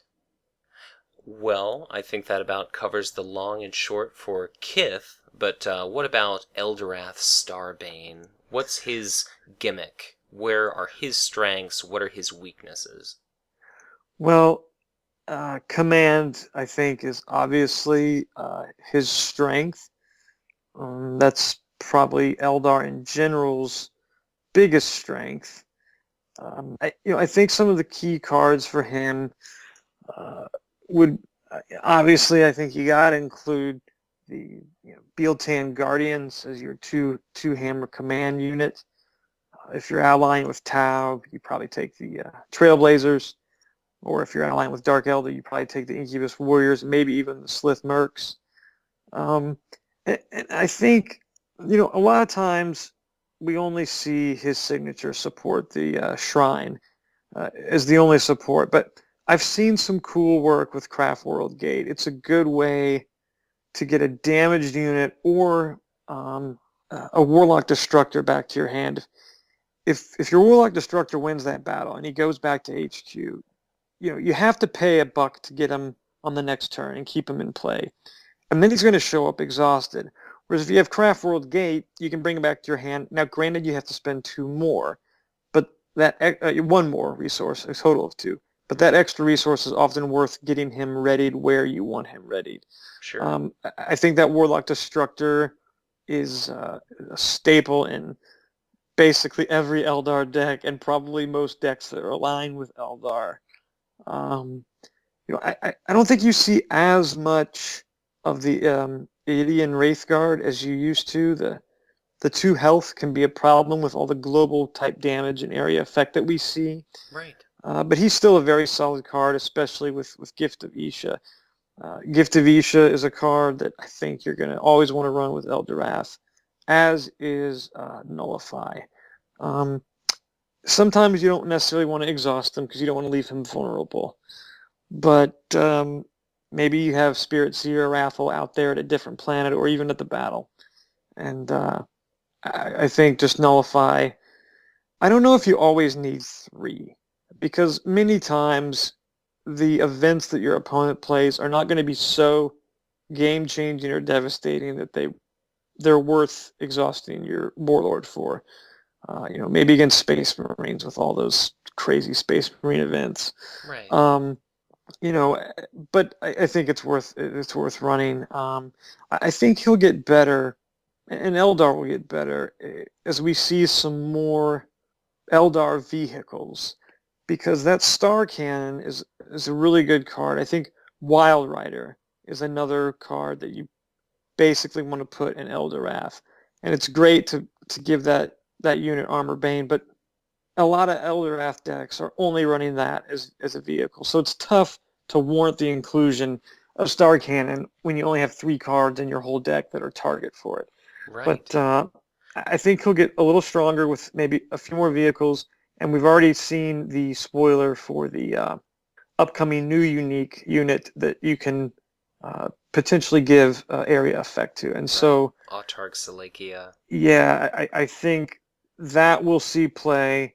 It's a little pricey, and it can be more pricey to buff it, but it'll probably see the end of, or the relative end of Spirit Seer or Wrathel, who's really only there for Nullify anyway. Sure.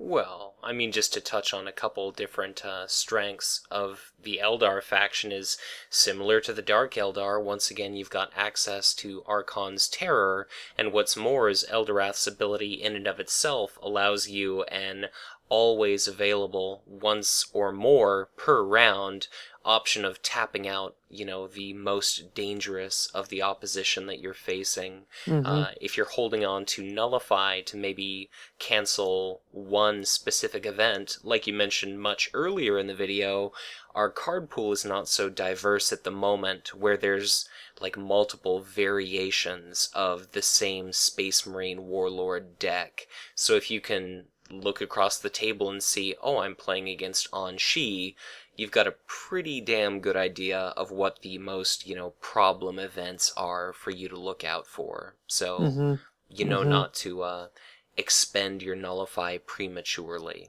Right. And I think one card that could see some more play going forward is the, if you're allying with Dark Eldar, would be the Kabalite Strike Force. Now, spending $2 for a unit without any command, that can kind of be a rough deal, but Eldar have such great command anyway. Sure. You may be able to justify 2 or 3 slots for this card, knowing that the meta is very swarm-based, and at least, in the next, hopefully, month when Great Devourer comes out, is going to be even more swarm-based with the arrival of Swarmlord.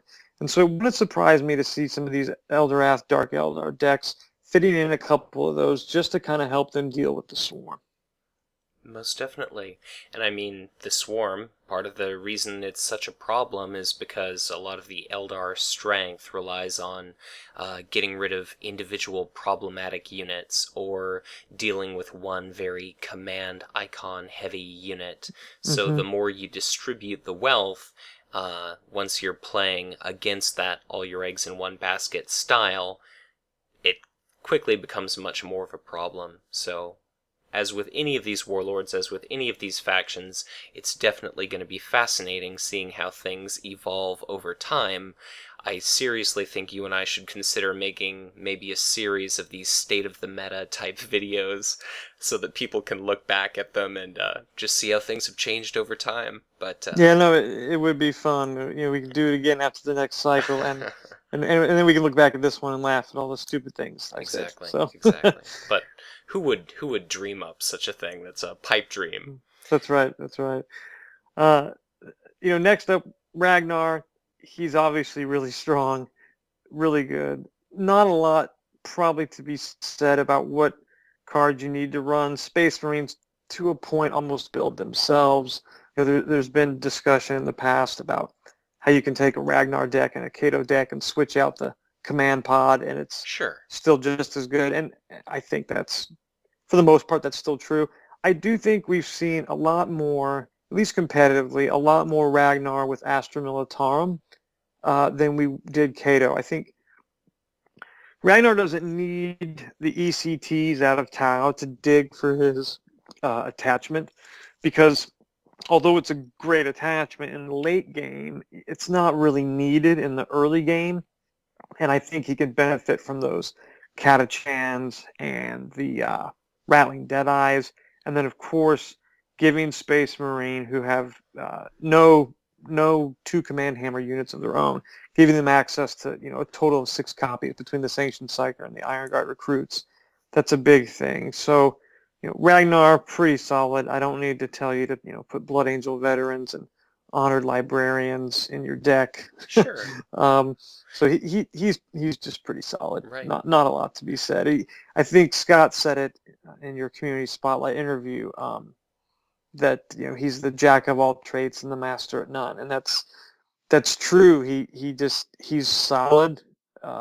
Take on all comers. Plus, he's got all those great Space Marine tricks. He's got the crushing blows and the indomitables and the drop pod assaults and the eager recruits and maybe even the Elysian drop team if he's running Astro Militarum. So you just throw all that in and he can just get the job done. Right. I mean, I think he's a fantastic warlord in an aggressive sense. Certainly in the data that you offered up, he's got a very high, relatively speaking, assassination rate for just outright killing the opponent warlord. But he's great at kind of bullying and bossing around that first planet, and then a lot of his signature squad and everything else is just a fantastic means of reacting to what your opponent is doing. As some of those planets start to dwindle away, you can relocate your warlord, you can relocate some of your units so that you've got command phase flexibility, you've got combat phase flexibility. Just like you said yourself, I think he's a very reasonable contender to go up against pretty much everybody and stand a damn decent chance at winning. So, exceptionally powerful warlord indeed. Right. Next, we've got Onshi. Now, Onshi, we've talked about how he's tricky to run. And, there are a few key cards, but I think he's got a little more choices before you than maybe some of these other warlords. He's probably the one warlord, maybe more so than any other, where you're really going to think about not even running any allies, with the exception of some neutrals, perhaps. But I do see him with Space Marines for maybe the tactical squad, Cardenas, or the eager recruit. You do see him with Eldar for Warlock Destructor, because that's a pretty there's no unit in Tau like that's got that much hit points for that kind of low cost. Right.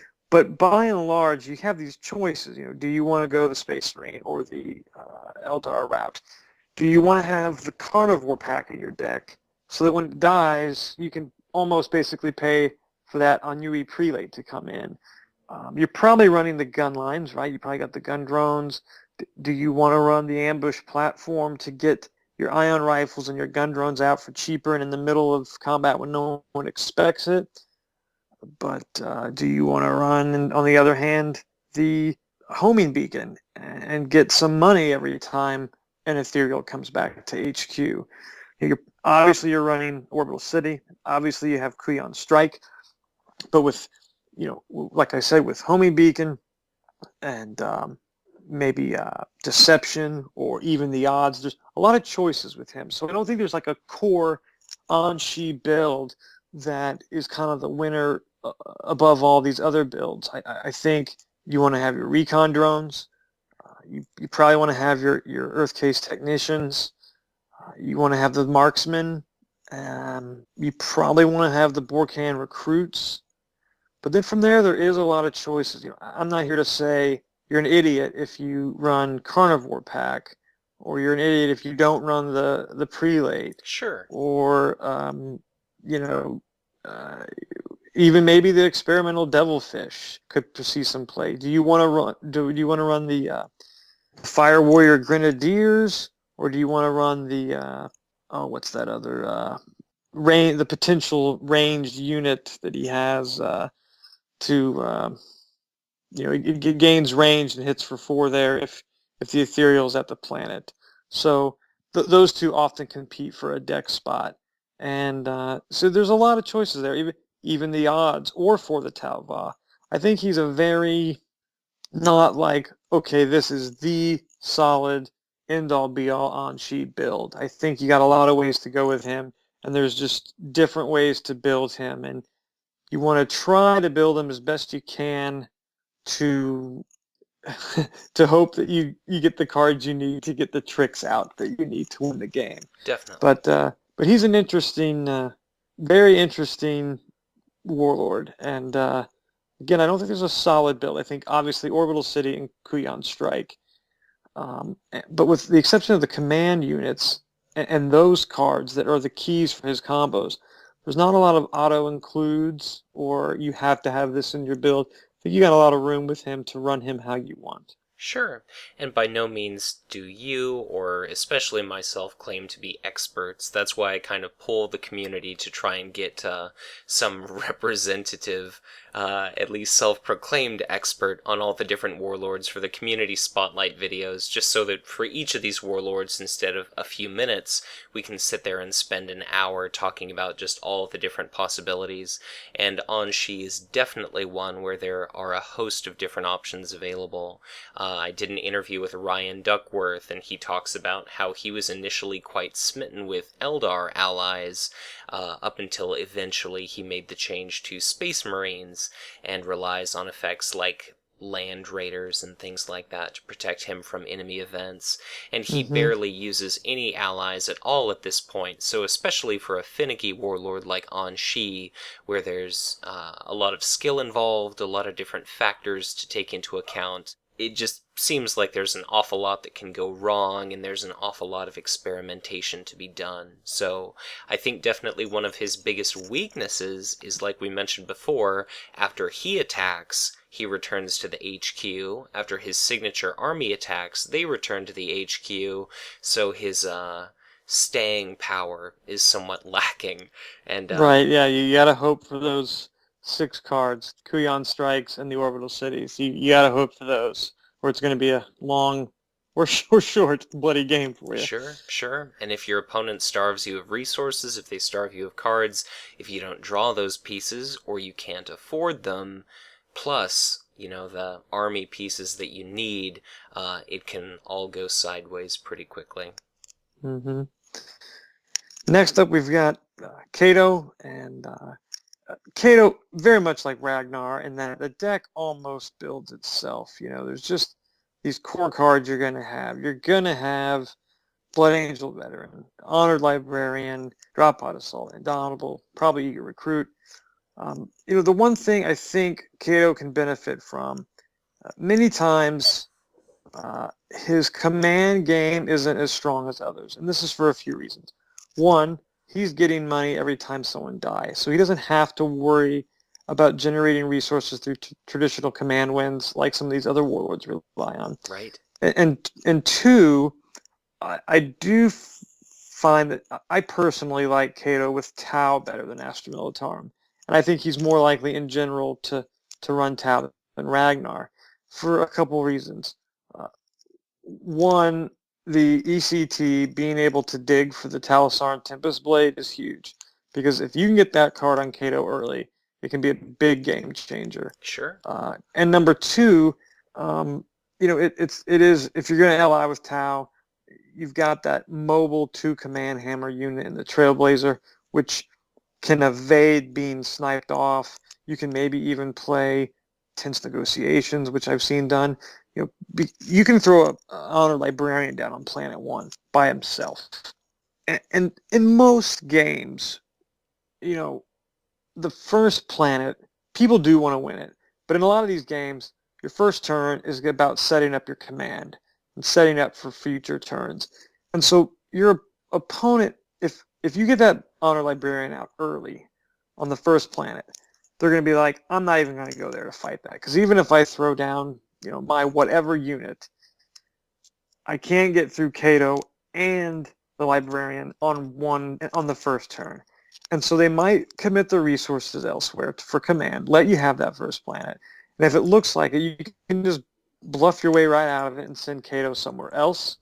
That Librarian can hopefully win the first planet on his own if no one else went there. And then you can use For the Tau Va to have Kato trigger a planet ability 2 times in a row. And maybe gain a resource, perhaps, to boot if he kills someone while he's there. So that's a great card. Maybe even the ion rifles, perhaps, or even some of these other Tau cards can be good. So I like Kato, but again, not a lot needed to be said. I will say I do like the Space Wolves Predator with Kato a little better than Ragnar. I think it's more easy for Kato to build up the resources to be able to play that later in the game, and I've had a little bit of success with that. So that's kind of a fun card. Sure, but I mean, kind of like you said yourself, command is so important in this game. Kato generates his own resources through the process of blowing up your enemy, and if you can draw plenty of cards through winning command or by playing Primal Howl, then you're always going to have plenty of tricks and units to spend all that cash on. So, Mm-hmm. pretty reasonably powerful, straightforward Warlord. Right. And the one thing I would mention, I think perhaps that Iron Halo has maybe fallen out of favor a little bit. You've got the Indomitables, you've got these shield cards, and if you're digging specifically for that Tempest Blade and you find it, then the Iron Halo just becomes a shield and nothing else. And while that can be beneficial, I think it maybe has fallen out of favor a little bit than compared to how it was maybe back, at the core set or the first few packs.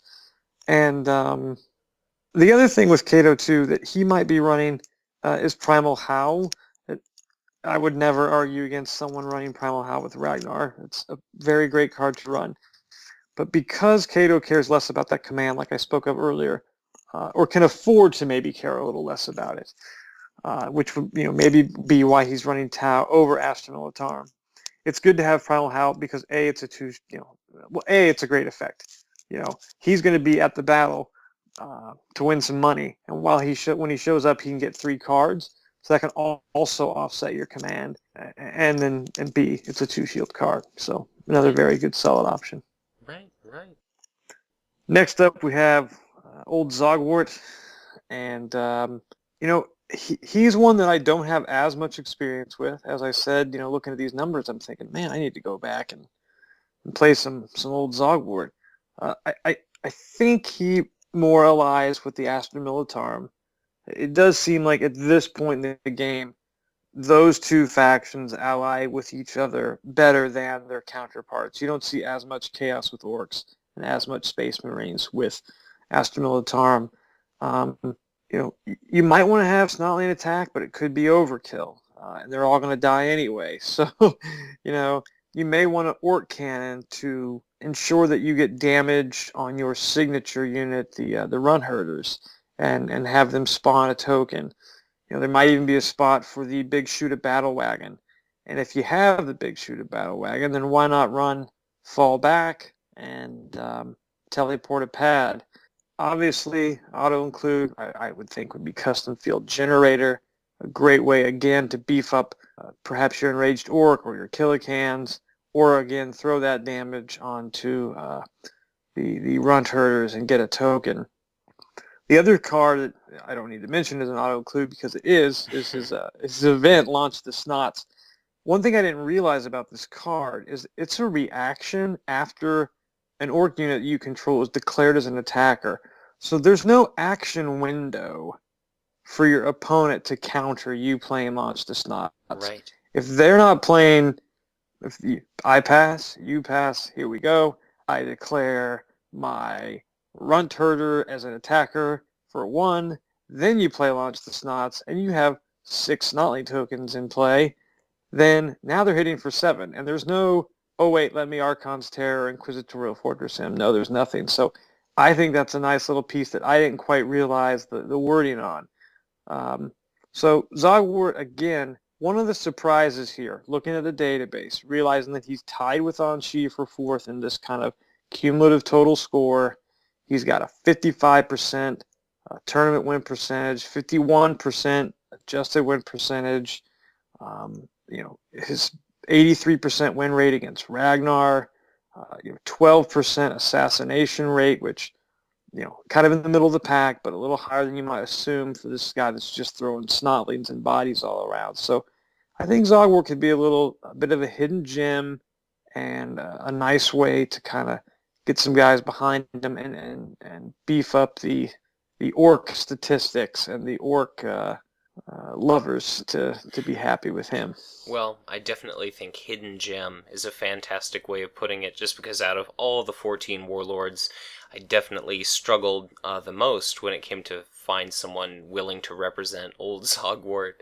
Originally, I had someone volunteering. I happen to forget whether it was Charles Smith or Eric Taylor, but as soon as Nazdreg became available, they jumped ship rather quickly indeed. So, definitely a fascinating warlord, just from the community spotlight video I happened to do. It seems like he's very adept at punishing an opponent for overextending themselves. If you can keep a steady stream of whether it's custom field generator or whether it happens to be shield cards, so long as you can keep yourself in combat and keep accruing those tokens, whether through your Warlord or the Runt Herders, you can dish out an enormous and unexpectedly quickly accumulating number of damage tokens very quickly. So Yeah, absolutely. And I think, now I'm going to leave the Swarm Lord out of this conversation because we're talking post Warlord cycle only here. Sure, we're talking Corset about and six packs. reality, not Yeah, legend reality, and myth. because not this assumed alleged pack that we're gonna see. Probably perhaps by the time we have a new president. But I think so. With the warlords we're talking about, Zogwart really does have the swarm ability more than anyone, and I think. Again, you look at his signature unit, 3 costs, 1 attack, whatever. You look at his forced reaction of killing his own snotlings. That doesn't sound exciting. But when you actually play him, hey, wait a minute. This is an interrupt on his unit. So unlike repulsor field impact or something, when he dies, this still triggers. It's still a snotling, even on the way out. And like I mentioned, launch the snots, a little hidden gem, a little surprise. He has the ability to put more bodies at the planet that the battle is happening at than any other unit we have. Okay, Kith could have 8 chimeras out with the den. I get that, but that's not happening often. Sure. Zogwart is generating bodies all the time at every battle, especially if he's got this weird boy stick or something. I mean, he just has the ability to keep the battle going and going and going, and I think that alone speaks to his kind of ascension in the rankings. Well, definitely. And, with the whole launch the snots thing, it just makes me think of, say, the Homunculus Tormentor, where it's, I'll invest a resource to give it an attack bonus.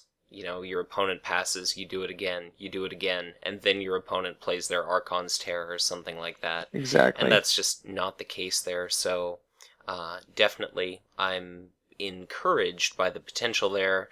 And as with all of these warlords, I'm absolutely dead curious to see by the next time we record one of these videos just how differently everything might pan out. Mm-hmm. Yeah, it will be interesting to see. Next up is Zarthu. Now, I've spoken to him or about him to you ad nauseum, but I think the auto includes for Zarthu are probably Slanesh's Temptation, great card in Chaos. Also, it's good to have that extra 2 shielder because Zarthu is a little light on the hit points. Tzeentch's Firestorm, it's a 2 shielder, and why not pay 3 to do 4 damage or something like that. Everybody loves Warp Storm. I'm out on an island here. I do love Warp Storm. I'm not saying I don't, but I run Nurgling Bomb, as I've told you, over Warp Storm for all the reasons I said, and your viewers can go check out that video if they're lost as to why I say that. But the very first Spotlight interview I ever did. That's right. So I'm not here to say that Warp Storm's a bad card. That would be stupid. It's a very good card. But even I wouldn't say that's an auto-include.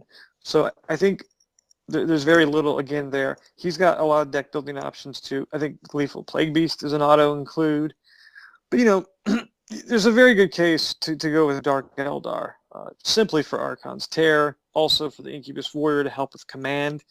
Then again, if you go Orc, you're obviously probably playing Orc Cannon, perhaps Squig Bombing, perhaps Snakebite Thug, perhaps Ammo Depot. There's a lot of Ammo Depot Zarthu builds out there. I think some of his, not weaker cards, but I I think there are times where you can't build Zaratha like you necessarily would Kugath. They just, unlike say Ragnar and Cato, they just play too differently from one another. So there are cards you may not always these auto include chaos cards. I think it depends on the warlord. Um, I was just talking the other day on the Skype thread about how the Noise Marines might be a better include than the Corn Berserker, and I always played the Corn Berserker because I just figured, well, if I'm going to orc cannon the planet, why not put it on them? Sure. But with his signature event, Infernal Gateway, why not drop in after Kith smacks your Void Pirate and kills it, and she's exhausted.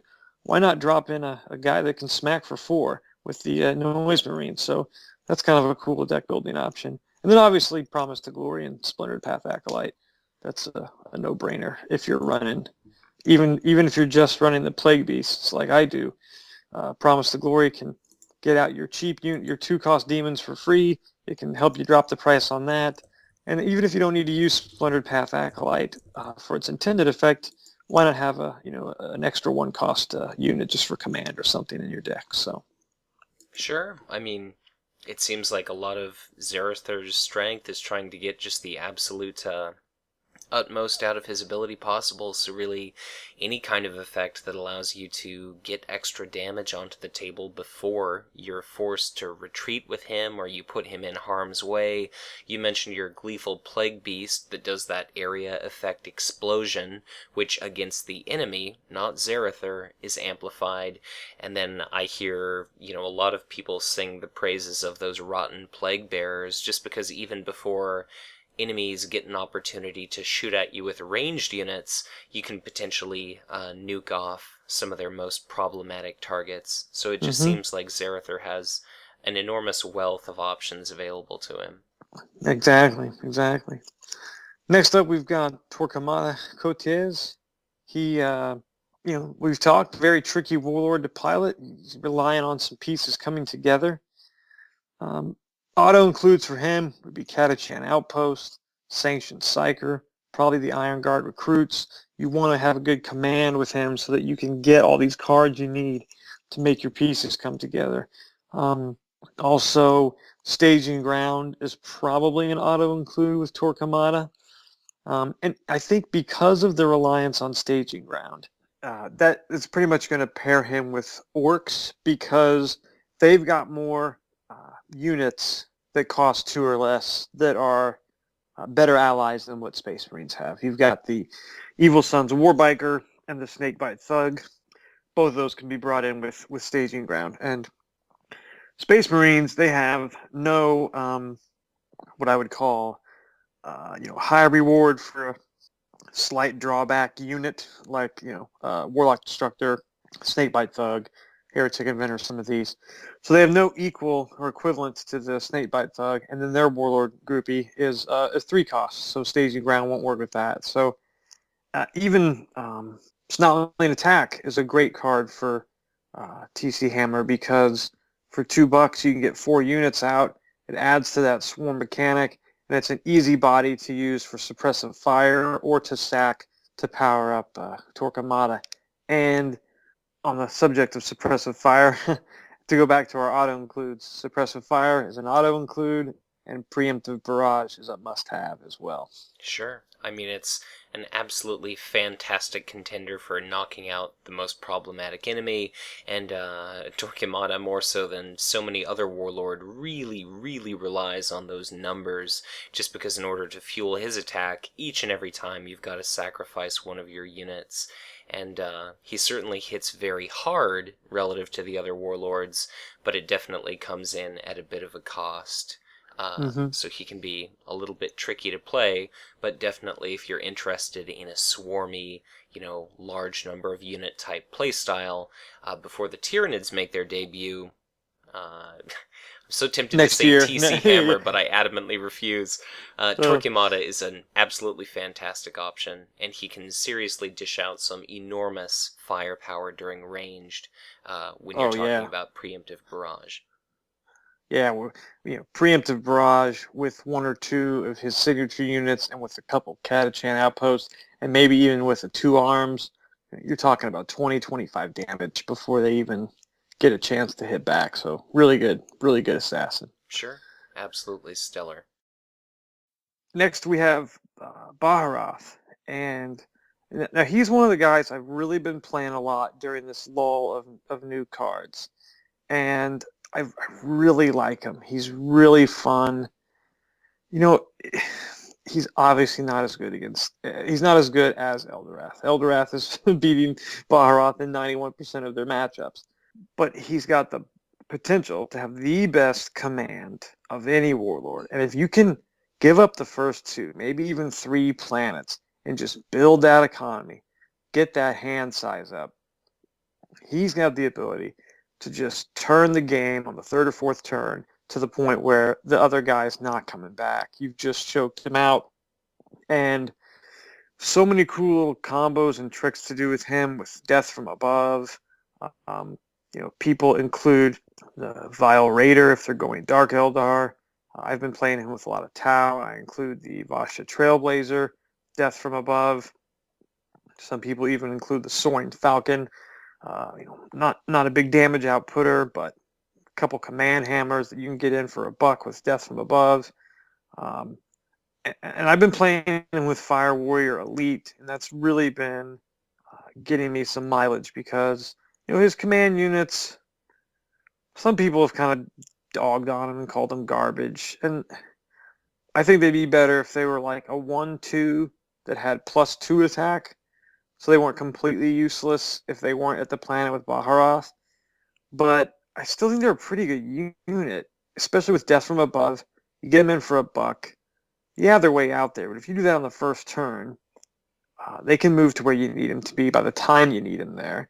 And as the game goes on, they have less board to move down. And those 2 hammers are big. Just a really fun warlord. Not a lot of auto includes here. Nullify, probably, sure. Gift of Isha, yes, that's an auto include. But from there, you're just going to flesh out your command. You want to have the mobile units, but you can put in some Doom. You can put in a Fire Warrior Elite if you're running Tau. You can put in the Bloodied Reavers if you're running Dark Eldar. Just a lot of different options for him as well. You want to have the mobile units, but other than that, you just got to pick the guys that can fight and stick around. Obviously, your Warlock Destructors, and then just kind of ride him out to the mid to late game, and then hopefully you've got it in you by then to turn it around. But really fun Warlord. I've really enjoyed playing him. Sure. I mean, it seems like there's definitely a lot of room for experimentation. It's been quite a while now, but when Brian Ruptash from First Planet Podcast came on and represented Baharroth in an interview, he talked about the possibilities of using Ion Rifle if you're uncomfortable with the signature unit potentially having no attack value, or experimenting with the likes of a Vaulting Harlequin, just because especially if you can put attachments on that, it goes from something relatively innocuous to a fairly threatening combatant itself. So yeah, I just re-listened to that now that it's on iTunes, and I thought surely he's talking about the Shrouded Harlequin, because in my opinion that's a better unit, and you sure. can maybe commit that to the first planet, thinking they're not going to send their warlord there because they've got it won with whoever's there, and then I'll mobile Baharroth over to where their warlord is, and I'll mobile his Hawks over to where their warlord is, and when they win that first planet and kill my Shrouded Harlequin, I'll exhaust their warlord and smack them. And then as he started talking, I thought, oh wait, no, that's right, he is talking about the Vaulting Harlequin, and I just can't figure that card out. So to Brian and anyone out there playing Eldar that plays Vaulting Harlequin and you make it work, God bless you, but I'm just not that guy. Well, and when you talk about, maybe potentially running Doom, if there's any card to kind of bait your opponent into a false sense of security, Shrouded Harlequin is by no means a bad option. You put one or two of those in your HQ at some point, you blow it up, and then whatever you don't destroy in your opponent's HQ, if they've been a little bit careless, you get to kind of pick and choose what to exhaust where. Your mobile units can swoop in, hawk-like, and there's definitely some interesting possibilities with Baharroth. He doesn't look that good number-wise now, but of course, where he'll be in 6 months or a year, who knows? Right. Tough to tell, but I do think Doom, I'm kind of glad you brought that up. Obviously, the interaction with Shroud of Harlequin can be really good to nuke, to exhaust their Warlord, and have him show up exhausted at a battle. But the other thing, I think he benefits from Doom, maybe even more so than Eldorath, because because he's even more command heavy than Eldorath, and he doesn't have the combat power that Eldorath has with Starbane's Council. He's more likely to play that mid to long game. So I feel like we've seen Doom drop a little bit from Eldorath. You're not seeing that as much as you did earlier in the cycle. Sure. But I think with Baharroth, it's a very solid card. Very solid card. So next up, we've got Nazdreg. Now, Nazdreg. Auto includes for him. Custom field generator is a no-brainer. That's where I was going to go. Yeah. Again, I think you're going to see him more with Astra Militarum. I've talked about how those two factions seem to ally very well with one another. One thing I remember that was new to me a few months ago, probably back in February, I was playing at a store championship in Omaha, and the guy had Sanctioned Psyker with 3 damage on him, and he hit me for 3. I'm like, yeah, but that's a Sanctioned Psyker. And he's like, yeah, but he gets brutal too. I'm like, oh, shit. Exactly. So, that's a great unit to have for him. Maybe not so much the Iron Guard recruits, but Suppressive Fire, great card. You can exhaust your Flash Gits or your Enraged Orc or something, and, maybe later KFG him or deal 1 damage to your Flash Gits and get him back. Enraged Orc is probably an auto-include. I think Snakebite Thug probably is. Maybe not the Evil Sun's Warbiker. Probably, but maybe not. Again, with its limited card pool, you kind of sort of know what you're going to run. But Killican's good card. Even the the kind of elite deck that I got from Eric Taylor that had the fallback with the Goth Knobs and the Shoot at Battle Wagons. That's kind of a fun build. So I do think Nazdreg, it's obvious that he's apparently not as good as old Zogwart, but still a very solid Warlord. And it says here he's got 2 regional wins. And although I missed one of the 2 regionals he won was up in Omaha, and I've played in tournaments with those guys before. I missed that one, but I've played against Elliot who won that tournament. I've played against that deck, and I beat it a couple times, but I've lost to it more than my fair share. So there's room for Nazdreg, I think, to be a good Warlord and grow with just a few key cards. Definitely. I mean, I think popular opinion seems to be that the orcs flounder somewhat during the command phase, but they've started to see some AM options that help compensate for that. They certainly are able to put a lot of bodies on the field. Once again, the prevailing opinion seems to be that they suffer in the area of combat tricks, things like that, but they do fairly well without the initiative token, and I'll just be curious to see where things go. Just like you said, a lot of people might complain about them not really having any powerful events to just drop out there and make all the difference, at least that aren't enormously expensive.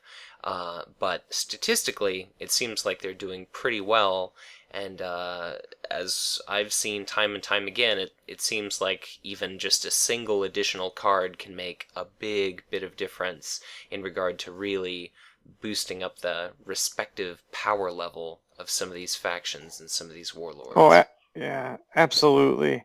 And they do kind of sort of have these crappy or whatever overcosted events. I mean, that's the prevailing thought. But Battlecry is a great event, and I would say it's probably an auto include.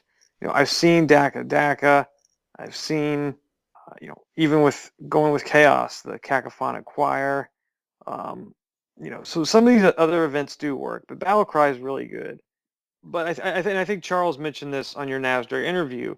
It does still buff the units that aren't at that planet, unlike say Empower or something. Right. So, teleport a pad one of those dudes right on down, and wait a minute, he's hitting for +2 also? Yes, he is. So. And you were exactly right.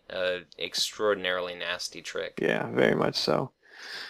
And speaking of going with Chaos, I did spectate a game on Octagon where a guy was running Chaos with Nazdreg, and Warp Storm, very good card in that respect.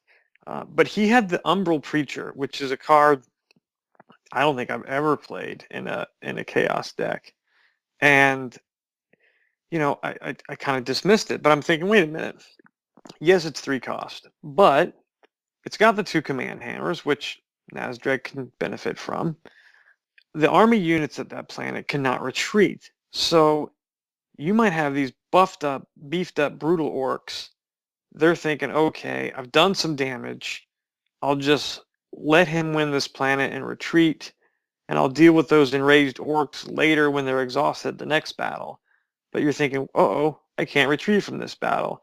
And the Umbral Preacher has 4 hit points, so they can get brutal and hit you for 2 or 3 or 4. So I thought that was kind of an interesting card. Again, a little outside the box deck building that I wouldn't have thought of, but it was kind of a cool little include, I thought. Moving on to Kugath here.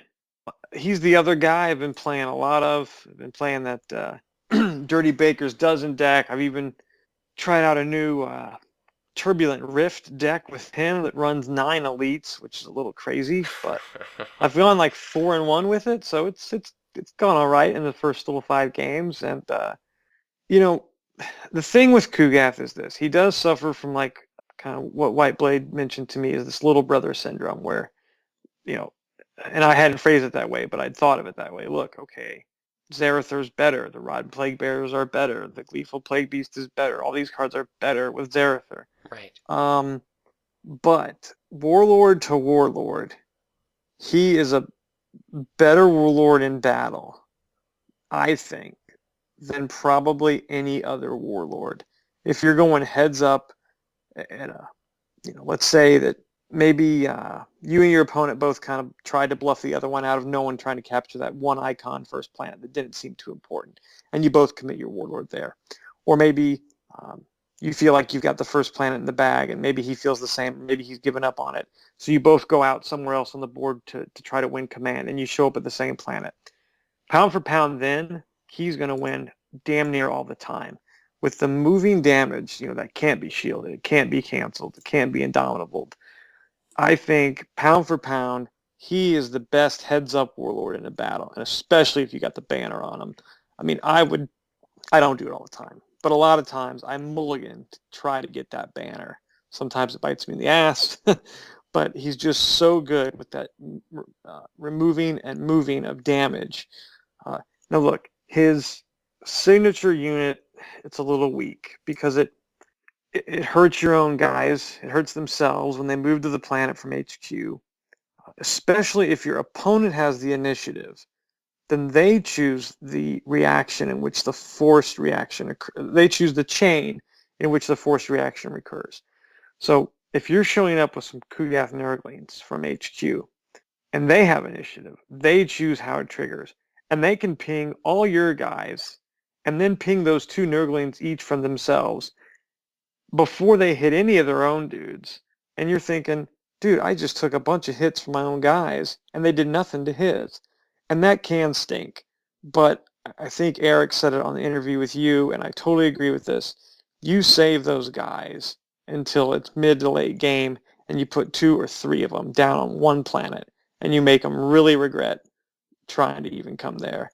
And so I think they require some very tactical or skilled deployment, but they can be a little better than I think we thought they were at first blush and when that ruling first came out. His support is really good as well. I really have just started to like him. Not a lot of necessarily auto includes. I think he's got perhaps a little more deck flexibility than Zarather and how you go about building it. You can do this crazy low unit. I think I've got like 26 events in that deck. On the other hand, you can try one of these crazy elite decks, or you can just do a pretty much straight up, low cost curve, 28 to 30 unit chaos deck. So a lot of different deck building options with him. I think you do need probably either Warp Storm or Nurgling Bomb. Zinch's Firestorm is probably a good call. Slash's Temptation is probably a good call. I think he does ally a little better with Dark Eldar. You can make the case for Orcs. Again, Orc Cannon can be good with him. Why not just ping them for one and then ping Kugath for one before he attacks, and then you can move that over, or Fetid Haze it out or something. But I think because he's not putting the damage out quite like Zarather, he can benefit a little more from Archon's Terror for removing a threat that he might not be able to destroy through damage like Zarather would. Definitely. I just think probably one of the just major areas of weakness with Kugath is you're so inclined to kind of hug that border between, 1 hit point and 0 hit points just to get the most out of that fetid haze possible. But the amount of work that he can accomplish by himself is absolutely staggering. Yeah. And just for the sake of mentioning it, since you happen to mention the young gentleman Whiteblade a couple times, he's Eric Keelback, who happened to do the Yuri and Rakarth interview. So definitely, if you're curious as to some of the things he has to say, extraordinarily intelligent young man, and I would definitely encourage you to take a look at that. So no, Eric's a good player. Thank you for pointing out his name, because I couldn't remember it because on Skype I only see him as Whiteblade. But he even told me, a lot of these guys. He's a young kid. I hope I don't offend him, but he is still a young kid, and he said these guys, they overlook him at these tournaments because sure. they just, a lot of Conquest players are in that, mid 20s to mid 30s kind of age range where we played Magic as kids, and we've now we have, whatever, wives or kids or whatever mortgages to spend our money on, and not Magic. So we've moved on to these LCGs, and he said a lot of these guys dismiss him, and he said he just loves it because he's like, yeah, I was born when you graduated, and now I just whooped your ass. So kudos to him. Yeah, I mean, an extraordinarily intelligent young individual. I've taught at the 3rd and 4th year college level, and I never stumbled across any student that had half the intellect that he does, so I'd all but abandoned my faith in humanity up until meeting him. So That's right. Well, Eric, I might be an old man to you, but you're an old soul to us, so there you go. How touching. Yeah. So next up, we've got Shadow Sun, getting down to the bottom of the heap here. Save the best for last. What are Save you the talking best about? Yeah, we did this backwards. We should have started with Yuri and then worked our way up to Kith. Sure, but, sure. With Shadow Sun, again, it goes to the eggs in one basket, and that can be it can be problematic. Right. But it can also be a boon if the things are all working together right. And she's got a lot of options too. We talked about it earlier with Onshi. The Tau have a lot of these 2 shielders. They have repulsor field impact. They have deception. Heavy marker drone is a card that I think improved her. Maybe here on these stats it's not reflected, but I think she got a little better with heavy marker drone, and also perhaps for the Tau Va. Even the odds is a card I talked about earlier, and I like it. It's a little nice surprise. It's one that people don't always expect. They're figuring that you're running deception. They probably figure you're going to run either for the Tau Va or Tense Negotiations. And I just kind of like even the odds. It can really, you just Archon's Terrored my Trailblazer that had 2 gun drones or an ion rifle on them. Well, you know what? I'll just bring that back right now and smack you. So maybe not a lot of auto includes other than these, command units that we spoke of, recon drone, Trailblazer. You want to have your Valora marksman, probably the Borkan recruits. I know I think Davis has a pretty good Shadow Sun build where he's got the tactical squad Cardenas, because you got the gun drone on someone, they're going to try to eliminate that threat first. But now you got 2, maybe 3 different AoE units out there. Right. Or you've got the repulse revealed impact and a stealth cadre on that Blood Angel veteran. That's a big problem. So I think she might ally a little better with Space Marine. And of course, nothing better than having the enemy warlord pick off one of your command units, and you drop an eager recruit, and you ambush platform in an ion rifle, and you smack their warlord for 5. So, different build options. Again, Tau, I think, is pretty flexible at this point. Sure. Maybe more so than some of the other, definitely more so than some of the other, and maybe almost topmost of flexible deck builds, that we have 7 releases in. So, pretty solid, I think. I want her to get better. Other than Chaos, she was kind of the one that I liked. I liked Chaos. I didn't know much about Tau when I got into this game before I really started digging into the lore. And I really liked her, so I hope she gets better. I think she can. I think this new unique unit that's coming out with Great Devourer will be really good for her. So I think there's room for improvement there, and I hope there is. Yeah, I mean, I kind of view her as, the frequent enough immunity to something along the lines of Warp Storm is certainly nice, but that eggs in one basket phenomenon, you could have 3 Shadow Sun stealth cadre stacked onto one unit. As soon as it takes a point of damage, Klavex War Leader, or Archon's Terror, or Sure. Exhaustion. So, definitely curious to see how it all pans out in time. But definitely a fun, recursive playstyle. A lot of different options that make her pretty unique compared to a lot of the other warlords we've seen. And it seems like that's one of those things that really holds people back. Often enough people will describe Captain Kato Sicarius as like the autopilot deck, and Shadow Sun is most definitely not that. No, most definitely not. Most definitely not. So next we've got Straken. He's got a lot of the same. Well, his events, what I would call the auto-include events, they're basically the same as they are with TC Hammer. You got preemptive barrage and suppressive fire.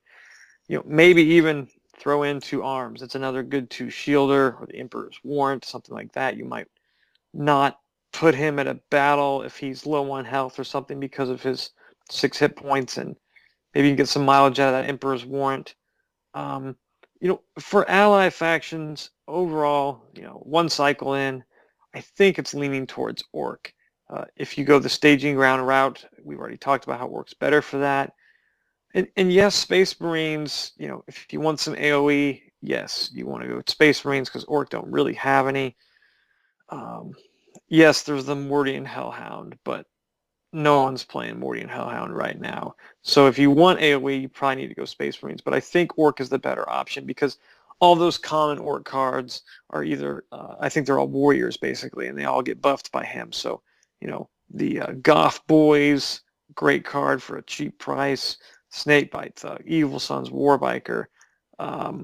These are the cards that I think ally best with Straken. And there's some different builds out there with him. This aggressive warrior soldier where you just throw these bodies out and hope you can hit hard with them.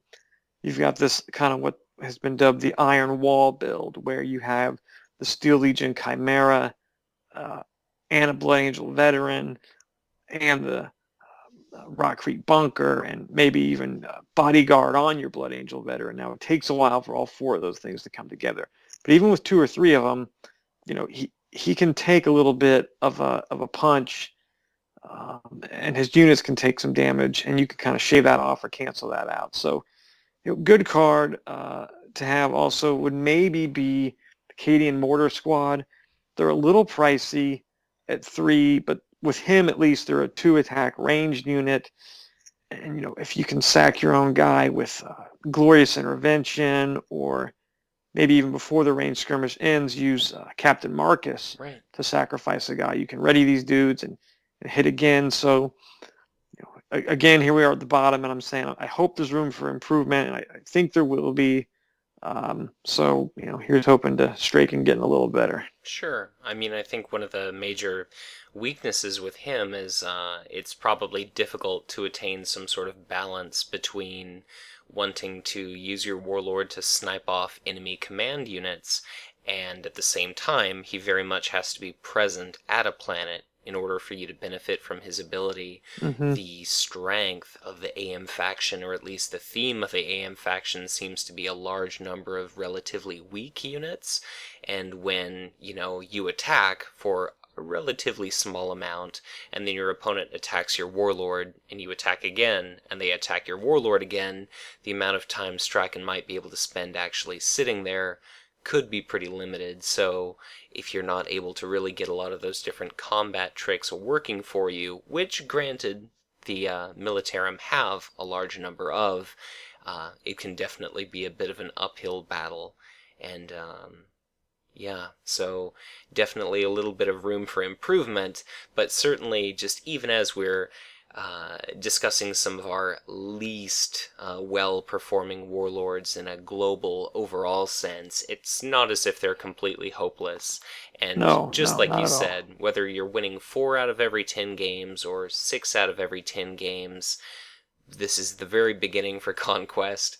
They've got a current design team of a single individual.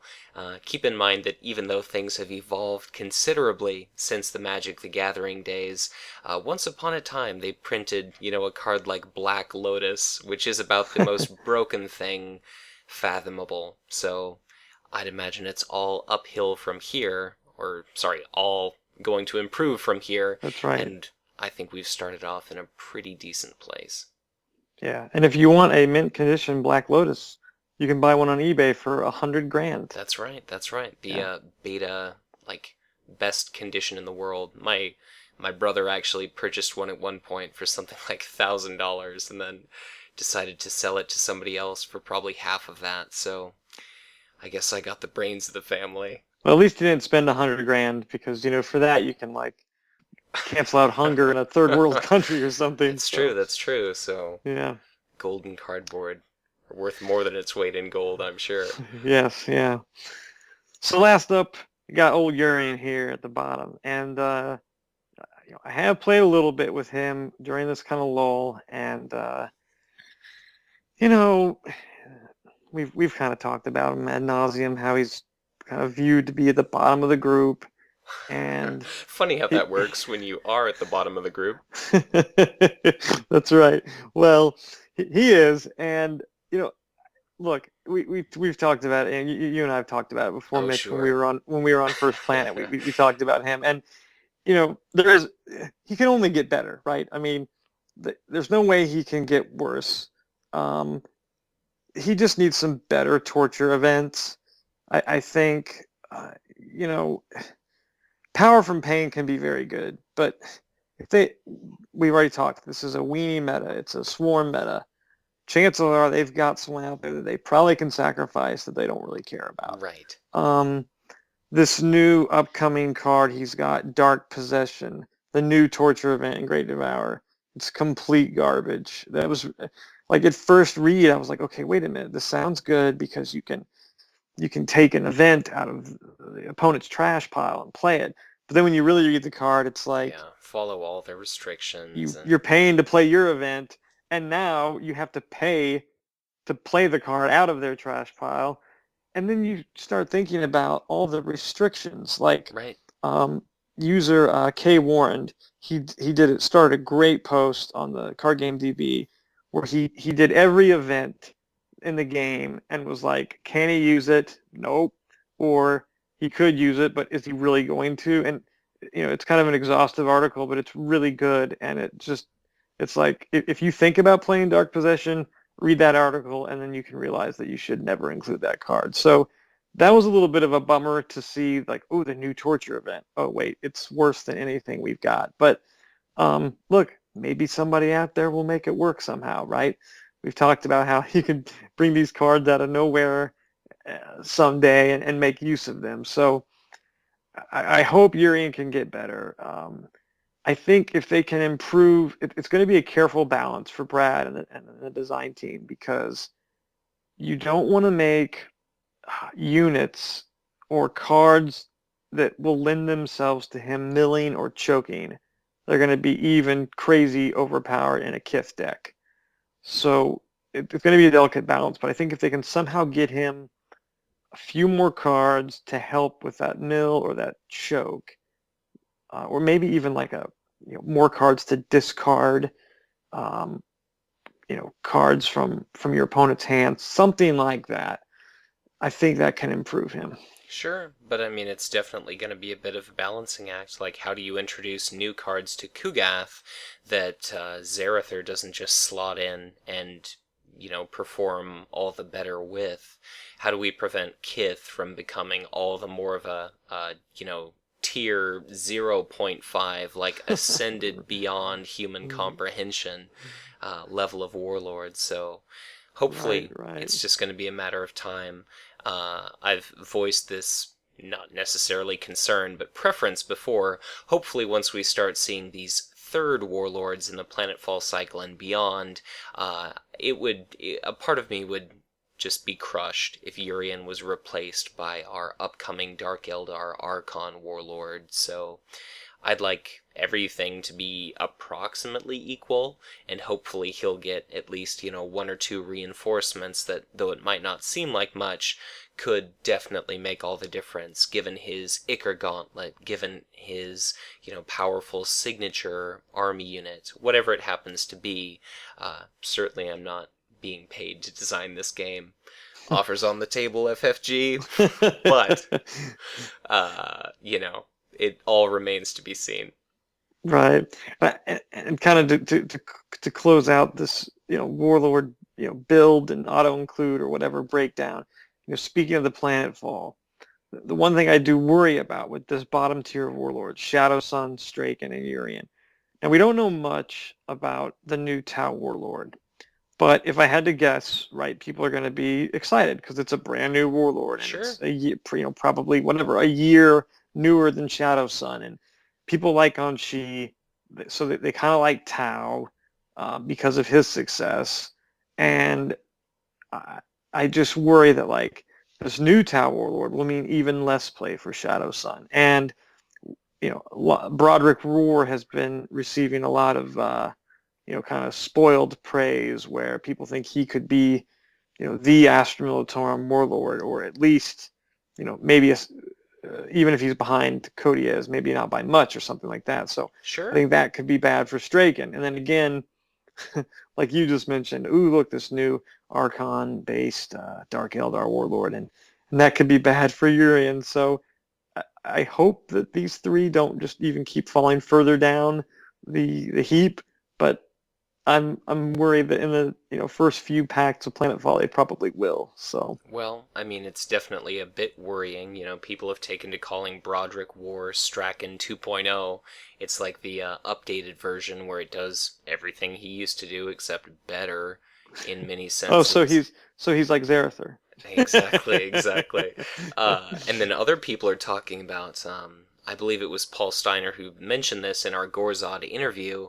It's, when Gorzod elevates some of these established AM and SM units into like a new place of prominence, it's not so much that it benefits the Orc faction, it's that it benefits Gorzod specifically. Mm-hmm. So if he's the powerhouse and then Nazdreg and Zogwart are forgotten, that to me is a bit of a tragedy. So Right. whether or not we see like the playing field balanced over the course of Planetfall, or whether Brad, I believe he's alluded to, at least at some point, they don't have it bound in stone that we're always going to get a warlord in each and every war pack. So it just seems like the possibility to level the playing field completely is there. But how exactly they go about doing it, if they do it, I don't know. Well, I just kind of wrote a few more notes here as we've been talking, things I just kind of wanted to close with and kind of wrap up my humble little review. Sure. Or I guess long rambling humble review of this cycle. And what you said about the growing card pool to flesh out the existing warlords and how we won't be getting a warlord in every pack. We already know that the Planetfall cycle will have a new warlord for every faction. Right. And then we know we assume that after that, in like 2019, we'll get Necrons. So, but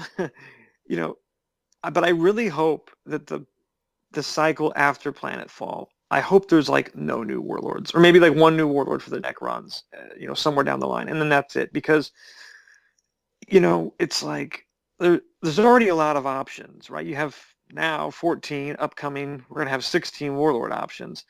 But how we've been speaking to, throughout this conversation, you kind of sort of know what's going to be in everyone's deck. Sure. To a point. And I would assume that with the Planetfall cycle, you're going to see cards that are going to help flesh out the new warlords. You're going to see these Black Templar cards for the new Black Templar warlord. You're going to see these new Dark Eldar cards, the new Dark Eldar warlord, whatever it is. Very true. And so I hope that they use the following cycle to just no new warlords and just here's whatever it is, 65 or whatever new cards it is per pack, of just grow the card pool for these existing warlords. And I really hope they do that. And that's a long time off from now, probably 8 months, a year, or whatever it is. But I do hope they do that. I think the new warlords will be fun, and it'll bring, I think Tyranids will bring more people to the game, and the new warlords will, excite everybody. But I do hope that at some point it's like no new warlords. Here's just a bunch of new cards to really alter the deck builds of the existing ones that we have.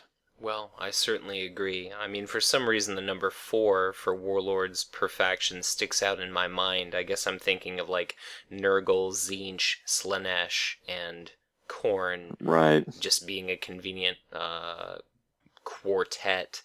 But I'm not exactly sure if that really works out tremendously well for all the other factions. So yeah, maybe it'll be something like, in 2 deluxe expansions from now, it'll be like, okay, Tyranids, Planetfall cycle, new warlords, Necrons, and then hopefully we'll get that cycle with no new warlords, and then maybe the 3rd deluxe expansion will just be like, here's a new pod for everybody. Sure. And we're gonna start fleshing this out in the next cycle or something. So maybe it'll be something like that. But to just kind of wrap up my take on the where the meta stands now. A few things here. The reset cards or the board wipe cards. The 3 prominent ones from the core set were Doom, Exterminatus, and Warpstorm. I think of those 3, Warpstorm still sees probably the most play of the 3. And I think Exterminatus probably sees the least. I think that's kind of fallen out of favor. I've seen some good plays with Exterminatus with Onshi, right? Like, I'm not going to Planet 1. He's got all these Armorbane dudes there. I'll just set up right over here on Planet 2 or 3 or wherever it is. Right. And boom, nuke them. So there is some play there, but I can't tell you the last time I've had an Exterminatus played on me. Whereas Warpstorm and Doom, I do see a little more. The other one of the other points I had was the what's called the Warlord groupies. It's interesting that the 2-cost Warlord groupies, if you can take them, if you're running a faction that has one, or you can ally with a faction that has one, you're almost always taking them. You see a lot of Evil Sons War Bikers and Astra Militarum and Chaos. You see a lot of Borkan recruits in Eldar and Space Marine. It's funny, you don't even see the 3-cost ones that often at all, even in their own factions. I see the White Scars Bikers once in a while. I see the Noise Marines even less, although I do like this idea that I heard about with, the Infernal Gateway. Right.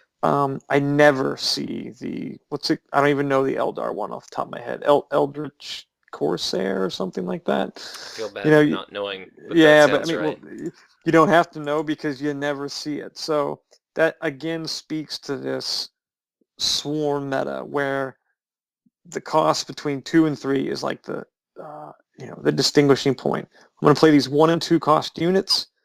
I'll have a few 3 or 4 or maybe 5 cost units, and that's it. Space Marine might be the exception to that, but it's interesting that these Warlord groupies, everyone's got one, but everybody sees play with the 2-cost and the 3-cost you just don't see. And speaking of the Space Marines, the kind of the argument I've posed, or the question I've posed to the Skype group a couple times is, what's the better unit? Is it Blood Angel Veteran or is it Honored Librarian? And I think at first, early in the, obviously the core set, early in the cycle, it was, dude, it's Honored Librarian. It's a hands down winner. And look, usually you're going to include both of these, okay? But sometimes you might be in the choice where you can only choose one, or even if you can't, just for the sake of argument and discussion, right? Which is the better one? And I'm going to give the edge to Blood Angel Veteran, and for a couple reasons. His staying power is much better. When you're dealing with an equal cost, yeah, he can only do, he does one less hit, but it's only one. Sometimes that can be a big difference, but his staying power is big. With a lot of these area effect and like global damaging things, Warp Storm, Nurgling Bomb in a Zerathur deck, AoE, Gleeful Plague Beast, the Librarian with his 2 hit points, he can suffer against these things. The Blood Angel Veteran does not suffer against these things, and he's got the ability to ally out of faction, and he can be great with Astra Militarum, and he can be really good with Tau. So, that's my 2 cents on the debate, but I just think those are 2 staples that we'll always see. But for the sake of argument, I think I'm going to give the slight edge to the Blood Angel Veteran. Well, I suppose I'm inclined to agree with you, even though a recent match we played happened to end with the tragic destruction of 2 of my Blood Angels veterans at the hands of your Clavex war leaders. But still, but you won the game. So that is true. You won the game. That is true. That is true. One other, just a couple other things here, or just one other thing, because we kind of touched on Planetfall Warlords versus growing card pool later. But the last thing I kind of wanted to bring up is just to kind of think about deck building outside of the box, and some of these cards that get labeled as auto includes, and these probably include many that I've mentioned in the last couple hours. So take my recommendations with a grain of salt. But there are cards that people say are staples. You got to have this card in this deck, and that's not always the case.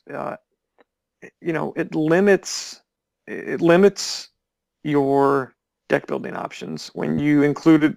Okay, I'm going to build a Zerathur deck, so I have to include this and this and this and this and this and this, and all of a sudden you're at 40 cards or 35 cards, and you only have room to throw in a few more, and it makes the game a little more homogenous, which isn't necessarily a good thing. Sure. And I think some of these cards are kind of traps, and I don't have a lot of examples in front of me, but the one that kind of sticks out is, for me, just me personally, is like Ammo Depot. Now look, I've seen Ammo Depot work extremely well, but you have to build a deck around that. And you can't be like, oh, I've heard Ammo Depot is a really good card, and if I can take Orc, or if I'm aligned with Orc, I got to have that card in my deck. Well, maybe not. Like, I played a game the other night against a Straken deck who had Ammo Depot, and he got 2 of them out on the first turn. And it did a little work for him, all right, on the first and second turn, but It was a long game. Sure. And by the end, dude, those cards had done nothing, like the last 3 or 4 turns. So he's got, 2 of them, probably 3 in his deck, and he spent $2 on them. That the last 60% of the game, they did nothing for him. Right. Because look, it's a good card, and if you can build your deck around it, great for you. And I've seen Tyler Thompson. He has a really good Zerathur Ammo Depot deck, and I'm sure many others do too. But it's kind of one of these things where you don't want to get like trapped into the I have to have this in my deck mindset. Expand a little, explore a little. Don't think you have to have it, because a lot of these cards have synergy with one another, and if you're just throwing them all together, you might be missing some of the pieces that kind of fit with one another. So I would just caution your viewers, or perhaps new players, or even the veteran players, to kind of try to think outside the box and don't just include something because you heard it's good or you read somewhere that it was a good card and you have to run it. Just because this guy runs it in his deck doesn't mean you should. And that goes for my recommendations. Like I say, I've said what I think are the auto includes, but that doesn't really mean a whole lot. So just kind of beware of that, I would say. Right. I mean, I think there's always value in maintaining that sense of like skepticism and critical thinking. Just because, Ammo Depot, theoretically, very powerful card, but if you've got 6 cards in hand and no, real proposition of getting down to below 3, maybe you don't want to play a couple copies of that on your very first turn. Cards like Kugath's Nurglings, maybe you want to put them into play, but it might make a hell of a lot more sense to hold on to them for when they can make all the difference in the world. Just like you talked about a game, I believe it was you before, where you played against Davis, and he happened to save some crushing blows for not the earliest opportunity to use them, but for when it's going to be a decisive play, when it's Yeah, really... he held on to 2 crushing blows. He had 2. I played the Space Wolf Predator at the planet that would have won me the game. And I'm like, haha, he cannot bring Ragnar here, and he cannot Blackmane hunt him over here. He can't do anything. And I thought, okay, he's got some units here that are in play. He had a librarian and a Blood Angel veteran or whatever. But I thought, okay, I can outmuscle these guys. And he had 2 Indomitables and 2 crushing blows. And maybe if he had played him earlier, look, maybe that wouldn't have been the winning planet for me. Maybe he would have drawn the game out. But he held on to him for when he needed him. And, there's no sense in just throwing an extra damage on a guy just because early in the game. Or indomitably one of your units that later in the game doesn't really matter if that guy died way back then or not. So, yeah, knowing when to play some of these cards, there's no reason, unless you've got a single Honored Librarian at the planet, there's no reason to drop Pot Assault in before your opponent's swing. You know what I mean? Like, Right. You got to know when to kind of play these cards. And I think, Davis and the more experienced players, that this is a no-brainer to them. Oh, but, sure. But to a lot of us, just know when to play them and when's the opportune, like, like you said, the Kugath Nurglings, right? That's a prime example. Right. Just know when to play them. And I think it's okay to give up I have an aggressive play style, so I'm guilty of, going after that first planet. But, I think it's okay to draw the game out, right? And don't be afraid to draw that game out. Look at where you have the initiative, coming up down the board, and be okay with salvaging or saving your cards and resources for when you're going to need them. And don't be like, well, I don't have another good play, so I'll just do this. Right. Like, no, how about just no play and pass and live to fight a better battle, and on a different turn. So Sure. I mean, why show your hand before you have to? Why expose yourself to global board clearing type effects? Like, well, I had a bunch of resources and a bunch of cards. I guess I might as well load this planet up with units, and then it gets warp stormed or something, and it's like, oh, well, that didn't go very well. Sure, yeah. I mean, there's been plenty of times where in the late game you're coming down to that 5th or 6th planet, and you're like, okay, I'm going to let him win this one, but I think I can win it on the next one.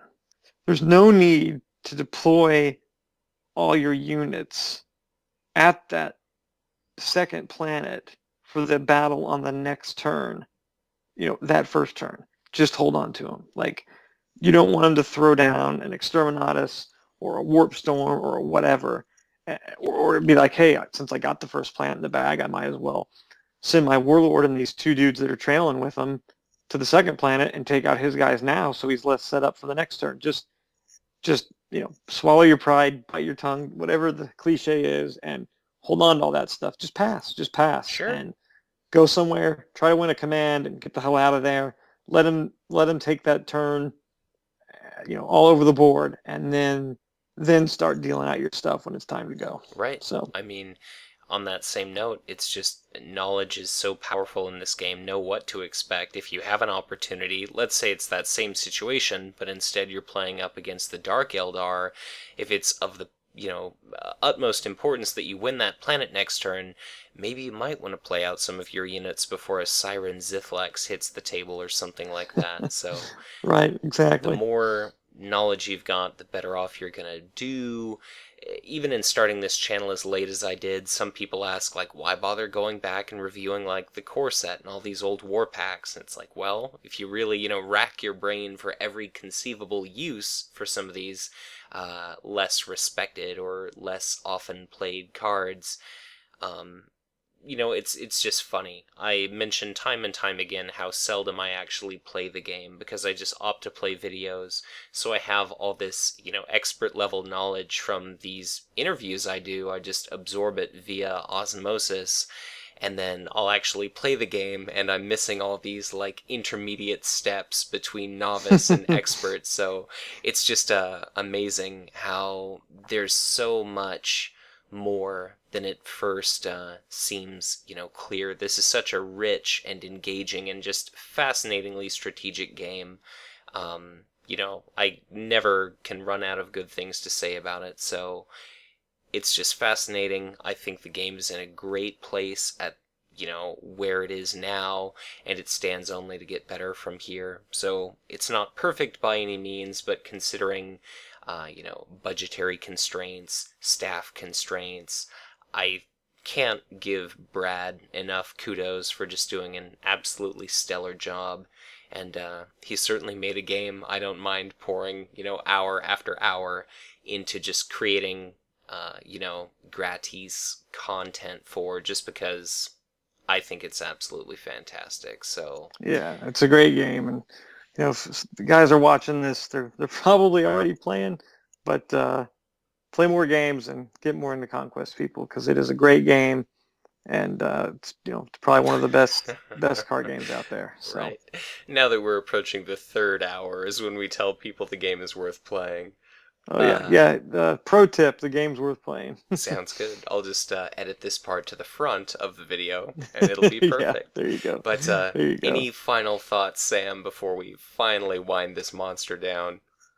Well, I think we've beat this dead horse into the ground here, so I don't think I have anything else to say other than thank you for having me on. This was a really fun discussion to have. I hope we do it again at the end of Planetfall, and thank you to all the people out there, especially Paul, whose database, I combed over here. These numbers are the numbers that he helped put together, and all the guys on the different podcasts and the forums and the Skype group. There's so many great ways to get involved with this game and with the community. That's what helps build this game. Going back to my point on how many replies and topics there have been in just under a year.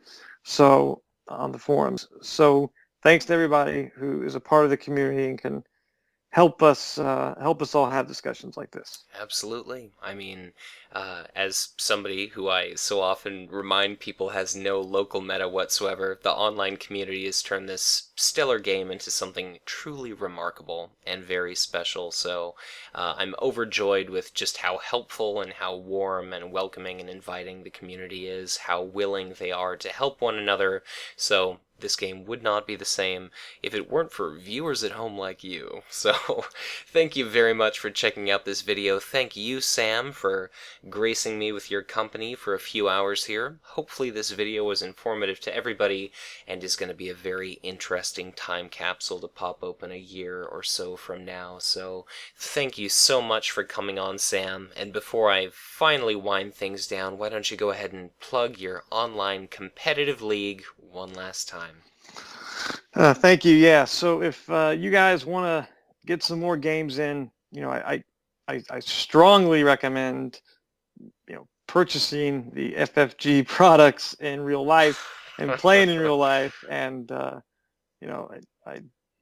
I almost am tempted to say I don't want you in the league if you don't support FFG and buy their products. But Just be like me. Just buy it, put it in a binder, admire it. That's right. Just yeah, they're beautiful cards. So, but if you're looking for some online league play, we're doing our upcoming fourth season, I think, of Octagon WOG. So I'm not exactly sure when this video will go live, but registration will open this Sunday, August 23rd, and we'll have 2 weeks of registration open before the fall league starts.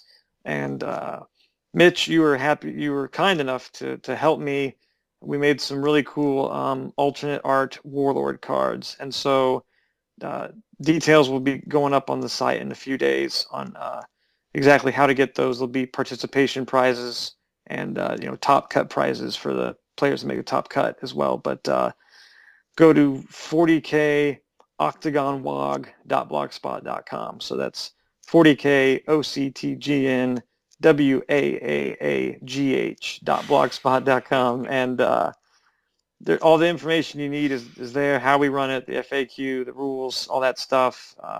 Like I say, in a couple of days, you'll have a few weeks to register for the fall event. We had a great summer turnout with 34 guys, and we had new players, we had veteran players. It's a great way to kind of get in on the semi-competitive scene and get some games in. So please join up if you're interested. Definitely. I mean, you've been doing it for quite a while. Seems like the turnout is fantastic. Excellent way to get in some great games against, some excellent players, some players that are much fresher to the game, such as myself. So I can't encourage people enough to give it a shot. Certainly, I think it's maybe like one game a week is the commitment.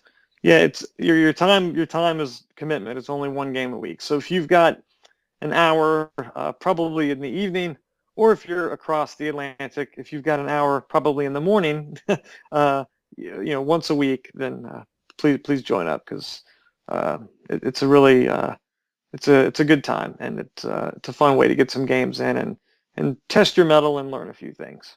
Well, most definitely. So, thank you so much for coming on, Sam. I can scarcely begin to express how much I appreciate all of your time and assistance, and I hope you have an absolutely fantastic evening. All right, you too. Thank you, Mitch. Take care, buddy. Well, with our interview and inaugural State of the Meta assessment having now drawn to a close, let me conclude this video by saying thank you once again for watching. Be sure to leave a comment sharing your own thoughts, opinion, perspective, and experience when it comes to playing with, or strictly considering, any or all of the warlords and factions comprising our meta as it currently stands. Do you feel that Sam and myself reflected reality accurately and fairly? Or does your personal appraisal and assessment differ? Was any of the information presented in this video surprising to you? And because these meta-analysis videos are meant to function as time capsules of sorts, what are your own thoughts, feelings, and predictions regarding where exactly this game is headed? Share a bit of speculation, express some of your hopes, your dreams, and, if you're so inclined, perhaps your deepest and darkest fears. I always read and respond to each and every comment, and interaction with viewers like you will always remain my utmost favorite aspect of running this channel. So, once again, thank you so much for watching, and with that said, if you enjoyed this video, be sure to hit that like button and subscribe to my channel if you've not done so already. Or, if you are already subscribed, consider sharing this video, as each and every viewer engagement serves only to increase not just the number of eyes on this channel, but the number of people looking at Conquest as a whole, trying our game, falling in love with it, and eventually becoming a contributing part of our community. If you'd like to either contact or keep in touch with me through any form of social media, I can scarcely encourage you enough to look me up on Facebook or on Twitter, and now that I'm finally approved and hosted by iTunes, I can scarcely express just how much I'd appreciate a positive, albeit entirely honest rating. So, once again, with my 50th video now finally well in the bag, thank you so much for watching, and as always, be sure to check back in again soon for ever more Conquest LCG content to come.